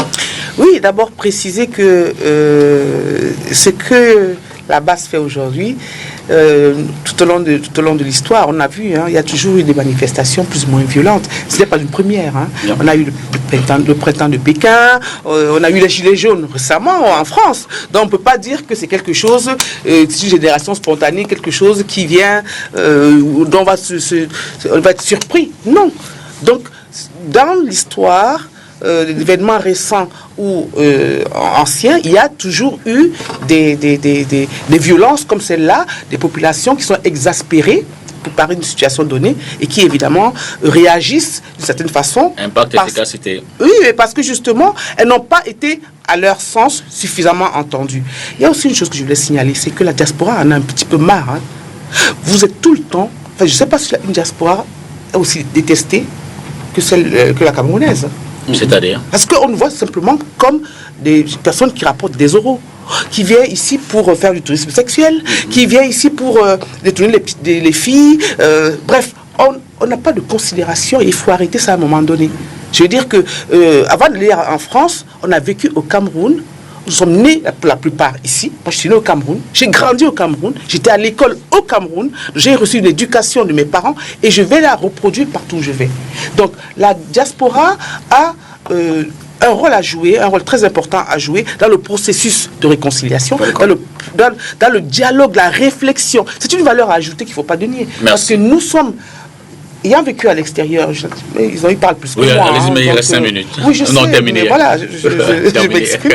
Merci, monsieur Dipita. Je vous en prie. Oui, alors, nous avons un rôle très important à jouer dans ce processus-là. Et il faut absolument que nous soyons associés à ce processus parce que nous allons apporter une valeur ajoutée dans ce processus de réconciliation. La diaspora n'est pas seulement là pour injecter de l'argent, et encore quand elle injecte de l'argent, elle n'arrive pas à investir parce qu'il y a des blocages. Bien. Elle envoie de l'argent pour nourrir des familles. Elle envoie de l'argent pour faire soigner. Et on ne devrait plus aller être là. On devrait être à un autre stade. Les Sénégalais aujourd'hui construisent des villages, des écoles, enfin, leur environnement avec l'argent qui vient de l'Europe. Et par contre, la diaspora camerounaise est toujours cataloguée, stéréotypée. Voilà, on envoie les euros, on envoie l'argent pour nourrir la famille, pour acheter des médicaments. Non. Donc, la réconciliation se fera avec la diaspora parce que nous avons une valeur ajoutée que nous devons apporter dans la réflexion collective. En une minute, impact de ces manifestations en une minute et efficacité. The impacts and the effectiveness of this manifestation is negative on one, the image of the country as a whole, the economy and the government in place. Thank you. Now, just in summary, we understand that as it goes on, there are other friends and would-be friends of Cameroon. When they see that manifestation, that gives a negative part of it, they tend to shy away from bilateral relationship that they would have signed with Cameroon to help Cameroon grow. Cameroon should take it very seriously. If not, it will cost Cameroon something from the diaspora. Je veux déjà remercier M. Okol d'avoir reconnu que nous avons une bonne éducation chez nous et que parce que nous formons bien les ressortissants camerounais, ils sont sollicités dans les pays de la sous-région. Je suis content que vous l'ayez reconnu. Je suis aussi content que vous ayez quand même fait observer que le Cameroun a des meilleures compétences même dans la diaspora. Mais M. Okol, voyez-vous, lorsque vous parlez à un homme qualifié, il faut faire attention aux mots, il faut choisir vos mots. Vous me dites qu'il faut faire une distinction entre manifestation et réunion. Mais M. Okol, vous dites réunion, c'est un lieu privé. M. Okol, pas un avocat, la réunion, c'est pas un lieu privé. Et réunion, vous l'avez dit. Nous sommes en fin vous d'émission. commencez, vous avez un truc J'ai qui dit m'ennuie. que la réunion publique ne se tient pas il vous sur manque- la place publique. Il vous- C'est-à-dire la voie publique. Il vous manque Ah, beaucoup de Marco, nous courtoisie sommes en fin au d'émission. surplus. Vous êtes allé jusqu'à juger mon choix d'entrer au barreau alors que vous n'êtes pas membre du jury d'entrer au barreau. Vous êtes allé jusque-là. Et vous manquez de courtoisie parce que quand je vais vous répondre, vous m'interrompez. C'est Là, ce ça que me j'ai gêne. tout à l'heure. Je hein. vais vous dire, La critique Monsieur aisée, l'art est Okol, difficile. Monsieur Okol, est réunion publique, une réunion qui se tient dans un lieu public ou ouvert au public. Merci, merci. Dit la loi. Merci. Et une manifestation publique, une réunion qui se tient sur la voie Et un publique. congrès, Donc, c'est une manifestation excusez-moi. publique. Un Ouais, congrès est une Amar, manifestation Amar, publique. Amar, Mais répondez-moi. C'est Amar. toujours. Amar, Un on va faire congrès l'émission. est une Non. manifestation publique. Amar, on relance le débat, le mot de la fin. Vous avez Merci, des, vous vous avez des terminez. graves problèmes avec vous-même parce que vous ne savez pas écouter. les Merci, autres. maître. Et puis deux choses, je vais L'émission terminer. est Non, je vais terminer. En une seconde. Une phrase. Monsieur Okol, je n'ai jamais dit que la diaspora camerounaise ne servait à rien. J'ai dit il y a les membres de la base qui ont un problème d'éducation Merci. dans leurs attitudes. Maintenant, impact et efficacité, pour terminer tout à fait sur le sujet. Moi, je pense que ils devraient s'amender, revoir leur stratégie en s'inscrivant sur les listes électorales pour pouvoir Merci, Je ne merci. peux pas accepter ce manque Merci, ce Jean manque d'éducation. Je trouve ça Je scandaleux voudrais, de dire je des voudrais choses pareilles. annoncer, puisqu'on a C'est ouvert un scandaleux, c'est les sport. Camerounais. Tout expert que vous C'est des êtes, vous ne Camerounais. savez pas qu'un Madame. congrès n'est pas une Scandaleux. manifestation Vraiment. publique. Moi, ça me fait peur. Amand. Si vous ne savez pas que... Non, mais je vous dis désolé, vous terminez. Non, mais c'était une phrase.